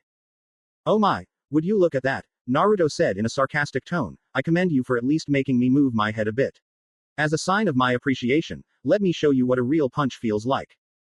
With that Naruto launched a fist into Kiba's gut, making the dog user double over as he felt his internals liquefy. Then Kiba was sent flying back several feet, smashing into a wall and causing the wall to break. Kiba slowly fell off the wall as he curled up into a ball, trying to get his breath back. So who's going to win this battle with one hit? Naruto mocked, because from where I'm standing it doesn't look like you can back up your words. Shut up, Kiba grunted as he tried to stand. It felt like all of his organs had been turned into mush. He winced and resisted the urge to whimper, though even through his pain-induced state, he couldn't help but wonder how Naruto got so powerful. I'm not gonna lose to you. Naruto laughed. You've already lost, you're just too stubborn to realize it. No, Kiba yelled, this is not over. I won't lose to a loser like you. Naruto was actually impressed when the dog user managed to push himself to his feet, though, from the way his legs were shaking, it looked like he was nearing his limit. Using the last of his strength, Kiba jumped in the air and began to spin, Suga piercing fang. Naruto watched as the spinning drill-like form of Kiba flew towards him with a lazy eye. As Kiba closed in, Naruto reared back his fist. Launching it just as Kiba got in range, Naruto's fist smashed against Kiba's head. For a moment time seemed to stand still. Then, it irrevocably moved forward as Kiba was launched away. He ended up not just hitting the statue on the platform where the Hokage was, but was also blasted right through it. Kiba came to a stop on the other side as he hit one of the stairs. Everyone's eyes widened as they stared at the scene, many thoughts going through people's minds. What the hell? Tamari wondered, shock clearly written upon her face. Her eyes looked like they might just roll out of her sockets, they were so wide. Isn't this supposed to be that idiot who had worn that ugly orange jumpsuit? When did he get so strong? When did he get new clothes for that matter? He beat Kiba like it was nothing, Kurenai thought in shock. How could the dead last of his class completely decimate one of the stronger students at the academy? She replayed the battle, which was less of a battle and more of a one-way slaughter, over and over again in her head, trying to figure out just what had happened. In the end, she came up with nothing. And Naruto-kun, what happened to you? Hinata asked herself. Truth be told, she was slightly afraid of this Naruto. While the blonde had always been loud and confident, he had never been this violent before. Worse still, he seemed to be enjoying it. You were never like this before. My Kikai are weary of Naruto, he is radiating chakra like a furnace, Shino thought. They are frightened. I will have to be careful if I end up fighting him. The power of that punch was even stronger than Lee's, Negi analyzed, yet there was no chakra put into that punch whatsoever. Man, Naruto's getting really troublesome, Shikamaru thought to himself, what a drag. What the hell is with this kid? Kankuro wondered. During the first stage this guy was nothing more than a loudmouthed idiot, and 5 days later he's smashing people through statues with a single punch. Naruto was oblivious to all the thoughts running through everyone's head as he looked at Hayate. Proctor-san, I believe you should call the match. Right. Hayate blinked. The winner of this match is Uzumaki Naruto. Naruto nodded as he went back up the stairs, not paying any attention to the looks he was receiving as he made his way over to his previous spot and leaned against the railing, not a care in the world. Rock Lee vs. Sabaku no Gaara. Yes, Lee shouted as he pumped his fist in the air. It worked. It worked. I used reverse psychology to make everybody think that I did not want to go, and it worked. Woo. Many people began getting disturbed when Lee started to dance. Not only was he dancing, but he was dancing poorly. Naruto thought he looked like a worm trying to stand up with the way he was waving all over the place. Thankfully, Guy was able to knock the boy out of his horrifying dance. Shut up, Lee. Guy yelled as he smashed a fist into Lee's face. Lee was sent flying, corck screwing and spiraling through the air, before landing on his back several feet away, but got up quickly as if nothing had happened, or this had happened so many times it no longer affected him. Naruto figured the boy had been smacked around so much that he was just using to getting hit like that. Maybe he's a masochist. Yes, Guy-sensei. Lee shouted. Alright, Lee, listen to me carefully. Lee took out a notepad and pencil so he could write down everything Guy said to him. Guy leaned in close. Watch out for that gourd on his back, there's something creepy about it. Everyone who heard Guy face faulted. Everyone except Lee, who looked at Guy as if he had just said the single most brilliant thing in the world. Of course, Guy-sensei, Lee said as he wrote that advice down in his notes. Naruto shook his head as he watched Lee jump over the railing and onto the stage. Lee got into the beginning stance for the Goken Taijutsu style, feet together with one hand held behind his back in a fist while the other hand was in front, palms up as if in a welcoming gesture. As soon as Lee got into his stance, the cork on Gaara's gourd popped out and flew at the bowl-cut boy. Lee caught the cork and dropped it to the ground. There is no need to hasty, Gaara-san, Lee said, getting back in his stance. There will be plenty of time for us to show off our flames of youth. Sabaku no Gaara vs. Rock Lee, begin, Hayate said, sunctioning away from the stage. Rock Lee disappeared in a burst of speed, reappearing right next to Gaara and launched his opening kick. Konoha Senpu, Leaf Hurricane. Before the kick could even connect, sand shot out of the gourd and blocked it. Lee was surprised for a second, before he rebounded away when the sand tried to grab hold of him. Landing on the ground, the taijutsu specialist launched himself at Gaara again. Naruto watched the battle with a frown. Something about Gaara was bothering him. The boy was just standing there, not even really paying attention to Lee, who was attacking from many different angles in the hopes of getting past the boy's sand. Still, it was confusing. Why didn't he even try to do something about Lee? And instead stand still as if invulnerable. That boy holds a demon. Q-chan. Naruto asked as he heard the voice in his head. Yes, Naruto-sama, Kyuubi said, feeling a bit flustered at the continuous use of Naruto's new nickname for her. You said that boy with the gourd holds a demon, Naruto said as he saw Lee get caught by the sand and flung away. So he is like me, or like I used to be. Yes, Kyuubi answered, that boy holds the Ikibi no Shukaku, the one-tailed giant tanuki. Though it is quite odd, judging from the boy's eyes, he has obviously not gotten much sleep. Also, while I cannot pick up much from the demon, I can hear its screams of insanity. Or at least I can sense them. Screams of insanity? Naruto questioned, raising an eyebrow when Lee dropped what had to be several hundred-pound weights. Though, he was just judging this from the way the earth shook and several feet-deep craters were formed where the leg weights hit the ground. So you're saying Gaara has a crazed demon in him? The blonde watched as Lee shot off at Gaara at speeds far faster than most Jonin could produce. Had he not had his vision enhanced, Naruto knew there would have been no way for him to keep up. Lee finally managed to land a punch on Gaara, due to the sand not being able to keep up with Lee's speed. Not so much. Kyuubi corrected. Shukaku has always had a large bloodlust and love for battle, but he was never insane like this. The problem is that it almost feels as if Shukaku's soul is being tormented by something, or someone else. On the stage, Lee began to run around Gaara, increasing his speed so much that most of the genin only saw blurs and slight after images. Naruto was the only genin who could keep up with Lee's speed easily. Before anyone could wonder what was going on, Lee shot out of the circle, giving Gaara a rising kick in the chin. However, due to the sand, Gaara had barely even been lifted off the ground. Not one to be deterred, Lee continued pounding into Gaara, lifting the red head higher and higher until he got Gaara to the necessary height for his move.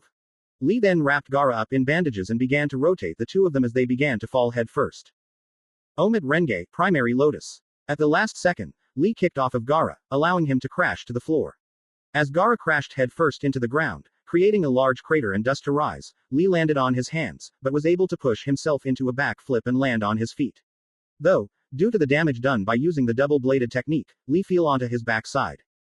As the dust cleared, everyone was greeted with the sight of Gaara's battered body. At least that was what everyone thought, until the body caved in and turned into sand, revealing it to have been a clone. A malevolent and insane chuckle had Lee turning his head to see Gaara standing behind him with a demented grin on his face. Gaara sent out a tidal wave of sand at the injured taijutsu specialist. Lee tried to dodge, but due to his injuries ended up getting hit, and found himself getting slammed into a wall. Several people winced as the sand tendrils wrapped around Lee's leg, lifted him up, then slammed him back down hard enough that the bowl-cut boy coughed up blood. This continued for quite a while, with Gaara finding more and more things to smack Lee again. The other boy began to look so battered many people were sure he would lose. However, Lee had one last trick up his sleeve.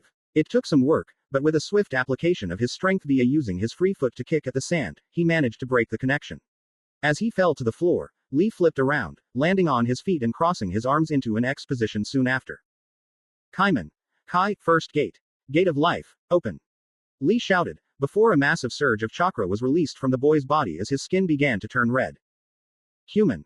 Kai, gate of healing, open. Even more chakra poured out of Lee. All of the previous wounds he had suffered began healing at an extreme rate. Naruto was actually impressed, while it was nowhere near his Kyuubi-induced healing, and couldn't even compare to his regeneration abilities now. It was still impressive for a human. How many gates can he open? Asked Kakashi, looking startled at seeing a genin capable of such a powerful and dangerous kinjutsu. 5, said Guy, his voice proud. Are you insane? Teaching a genin such a powerful kinjutsu? I don't expect you to understand, Kakashi, said Guy. Given that you refuse to train 2 of your students, it's obvious you wouldn't know what it means to help your genin achieve their dreams. So I won't bother talking about it. At being rebuffed by Maida Guy of all people, Kakashi growled and left within Assumption. Not wanting to be around others anymore. Simon. Kai, gate of life, open. As the output of Lee's chakra surged even more, the bowl-cut-haired boy's skin began turning red. Shoman. Kai, gate of pain, open. Veins began popping out of Lee's body. Naruto was able to see that the veins were actually his chakra coils thanks to his Renegan. While he could not see the chakra coils themselves, he could see the chakra coming off of the boy. It was more concentrated along the veins. Lee shot off the ground with such force that the tile shattered under the pressure. Gaara didn't even have time to blink as Lee smashed a fist into his face. Gaara went flying back and Lee appeared behind him, using another rising kick to launch the sand user into the air. Then he did the same thing, this time sending Gaara to the ground with a heel drop. On and on it went, with Lee playing pinball with Gaara as he launched the boy from one side of the room to the other, moving so fast that only a few of the people in the room were even able to follow. Naruto frowned, even he was beginning to have trouble keeping up with the boy now. That was unacceptable. I will need to train my speed when I get out of here, he decided. No human should be faster than me. Hell, I'm not going to let a demon be faster than me, so I won't allow some mere ninja to be. Don't worry, Naruto-sama, Kyuubi reassured her master. I will help you increase your speed, along with everything else. Ah, Naruto gushed over the seal. You're so sweet, Hugh-chan. Maybe I should give you a reward for such dedication to your master. While he could not see Kyuubi's blush, thanks to her fur being red and her being hidden inside his cloak, he could feel the heat she was radiating. Just thinking of how embarrassed she was made him grin. Finally, Lee launched Gaara back towards the ground, stopping the sand user's momentum a bit when he wrapped his bandages around the Suna genin. This is end. Toman. Kai, gate of limit, open. The two went spinning once again, only far faster than before. It had gotten to the point where the air around them had gotten so displaced that the two looked like they were in a tornado. Ura Renge, reverse lotus. The two crashed into the ground. Thankfully, Lee managed to push off and land safely, though he was too injured to even move anymore. All he could do was lie on his back, panting heavily as his droopy eyes looked over to where Gaara had crashed. Everyone wondered if the odd boy with the bowl-cut hair had won. Both Temari and Konkara were gaping at the scene. No one had ever hurt Gaara before, and this kid with the freaky eyebrows had just slammed their little brother into the ground, and that was after using him as a pinball. They both wondered if Gaara had finally met his match, while everyone else were already under the assumption that Gaara had lost. However, the participants, proctors and Jonin sensei soon realized the red-haired genin was not defeated as the smoke cleared and they saw Gaara lying on his side, his sand under him from having it catch his fall. Gaara lifted up his right hand, making the sand shoot forward to grab onto Lee, in order to kill the person who had actually hurt him. Before the sand could get even 5 feet from Lee, Naruto appeared in front of it, his hands in front of him as if commanding the sand to stop. Shinra Tensei, Naruto whispered so no one else could hear him. It was the only move he knew for the Rinnegan, having received it from a dream while he slept. He wasn't very good with the technique, having only practiced it once, but he was good enough for what he intended to do. The sand was blown back as Naruto used the gravity around him to reject the sand. Everyone stared wide-eyed, both at the speed with which Naruto got there, and at the fact that Naruto had seemingly just stopped the sand with nothing but spreading out his hands. Hinata and Negi were the only ones who knew he had used some kind of jutsu, due to their Byakugan. It looks like he sent his chakra out in a push, as if he was using some form of repulsion to shove the sand away, Negi analyzed. It was an odd technique, something he had never seen, and the fact that it used no hand seals was troubling. Even more troubling to the Hyuga prodigy was the large concentration of chakra he could see in the boy's eyes, something that was normally only found when someone had a dojutsu. Yet he could see no evidence of such a bloodline with the blonde. Why did you stop me? Asked Gaara, confusion in his voice. Naruto shrugged, why wouldn't I stop you? Lee gave it his all and fought well, it would be a shame for you to kill or cripple him and not even allow me the chance to fight him in combat. Guy appeared next to Naruto and placed a hand on his shoulder. Thank you for helping Lee. Had something happened to my precious student? It's alright Guy-san, Naruto said with a shrug. Like I said, it would be a shame if he got killed or crippled after such a magnificent battle. Winner Gaara, Hayate announced. As the medics took an unconscious Lee away, a troubled Gaara walked up the stairs. Gaara, Temari asked tentatively, are you okay? Gaara looked at her, and it was the first time she had seen him look at anything without hate. Mother is refusing to speak with me, Gaara said, turning his attention to Naruto who was now back in the stands. She is afraid. That cloaked ninja frightens mother. His siblings and Jonin sensei stiffened. They knew who his mother was, and for a Biju to be frightened by someone, well, it was a frightening thought. Baki knew they would have to tread very carefully if someone could actually scare a Biju into silence. Akamaiki Choji vs. Donuta Dosu. Choji gulped as he saw his opponent and remembered what the Odo Genin had done to them in the Forest of Death. It had not been that long ago since he and the others had been beaten by Dosu and his teammates, after all. I think I'm just gonna forfeit. What? Ino yelled as she turned on Choji, hands on her hips and a glare on her face. It was the look of a girl who was not pleased. You are not going to forfeit, Choji. Asuma nodded. You should at least give it your best. When Choji still looked unsure, Asuma decided to add some incentive. I'll take you to your favorite barbecue. That seemed to get Choji fired up as he jumped down from the stand, looking like he was ready to take on the world. He even began ranting about how he would beat Dosu quickly so he could eat. Naruto shook his head at seeing how Asuma had to bribe the boy with food. He wasn't sure whether to laugh at the hilarity of it, or feel pity that this boy couldn't be motivated to get stronger simply for the sake of getting stronger. Good luck, fatty, Ino said, giving the boy even more incentive to fight. Choji's face turned red with anger. That's it. First I'm gonna get this guy, then I'm coming for you, Ino. Dosu just ignored the Choji until the match started. This one, like several others, was fairly fast. Choji had used his expansion jutsu to turn into a large ball, and tried to roll over Dosu. However, the man had merely hopped out of the way, allowing the large genin to crash into a wall. After that, all it took was a tap from his melody arm and Choji was out like a light. Hinata Hyuga vs. Negi Hyuga. Naruto narrowed his eyes at the pairing. He knew Hinata from his class, though he would confess to not knowing her very well. She had always been a weird one, blushing a beet red and passing out the few times he'd tried to talk to her. However, he knew next to nothing about Neji, other than that he looked like someone with a stick shoved further up his ass than Sasuke. There was also the stench of hatred coming off of Neji, who was watching the younger Hyuga child with a glare that looked like it could kill someone. Naruto had no clue what was going on there, but his gut was telling him trouble was brewing. Hinata paled as she walked down the stairs and stood across from Negi. Hinata-sama, Negi said with a sneer, you should just give up.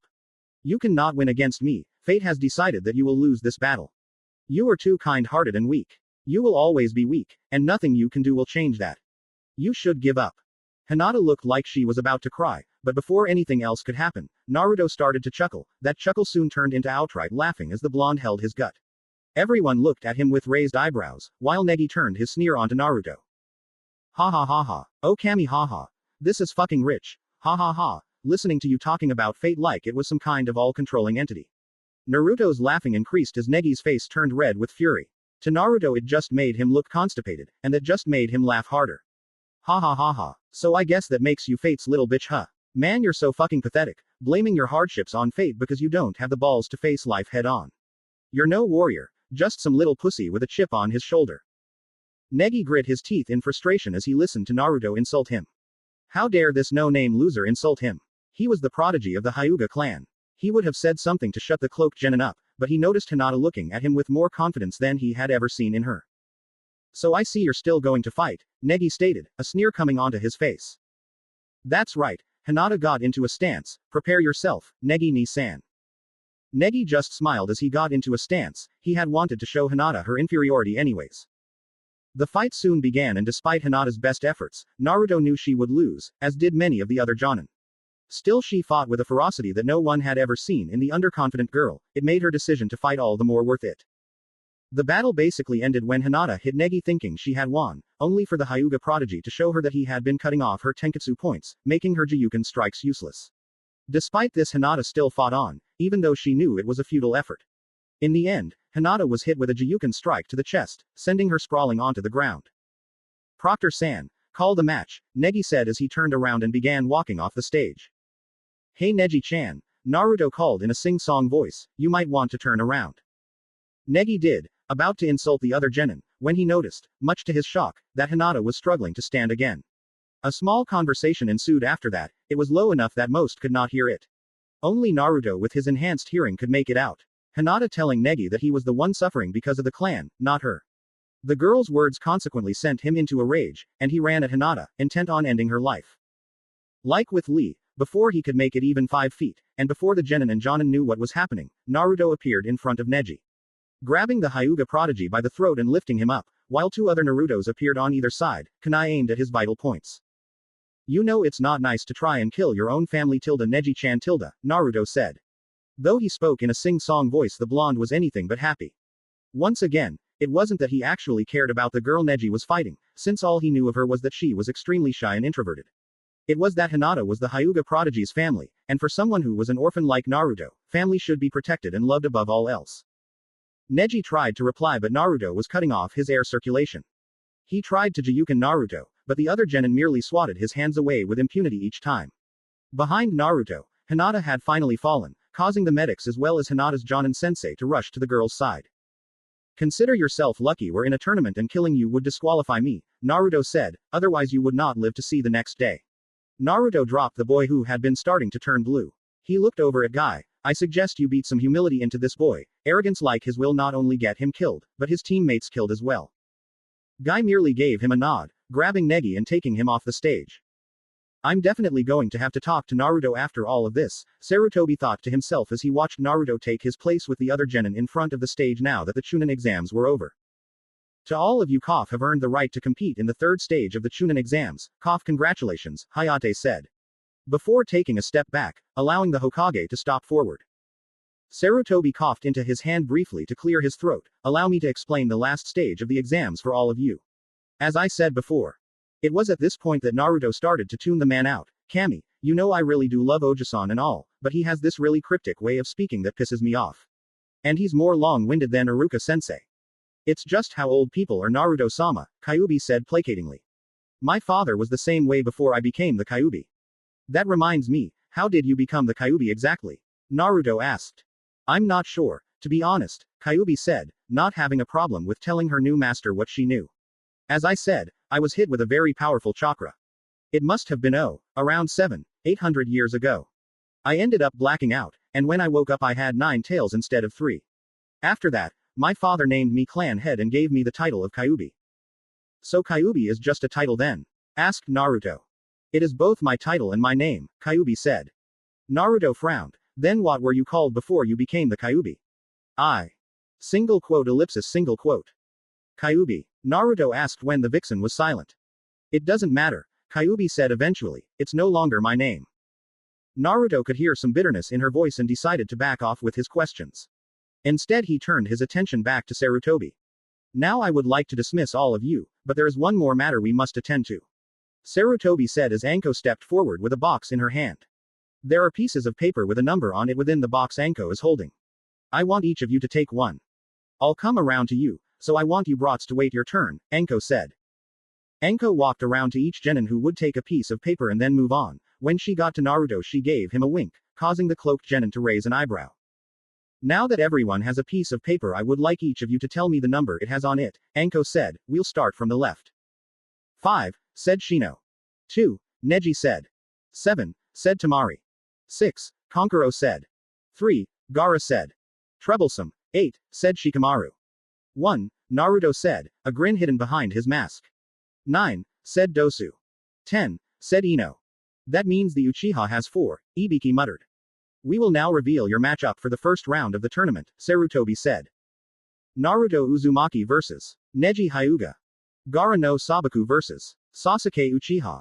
Shino Aburame vs. Konkuro no Sabaku. Tamari no Sabaku vs. Shikamaru Nara. Ino Yamanaka vs. Dosu Kinuda. Now before everyone is dismissed, do any of you have questions you would like answered? Asked Sarutobi. Since this is a tournament, that means there can only be one winner, right? So does that mean only one person can become a Chunin? Asked Shikamaru. Not at all, Sarutobi replied. There will be judges including myself, the Cage, various daimyos from other countries and other ninja leaders who will be here to watch to evaluate your performance. Those who have the necessary qualities of a Chunin will be able to become one, even if they lose their first match. Consequently, someone can win the whole tournament, but if we do not feel they are qualified, they will not become Chunin. So does that mean it's possible for everyone to become a Chunin? Asked Tamari. Yes, Sarutobi said, but it's equally possible that no one will become a Chunin.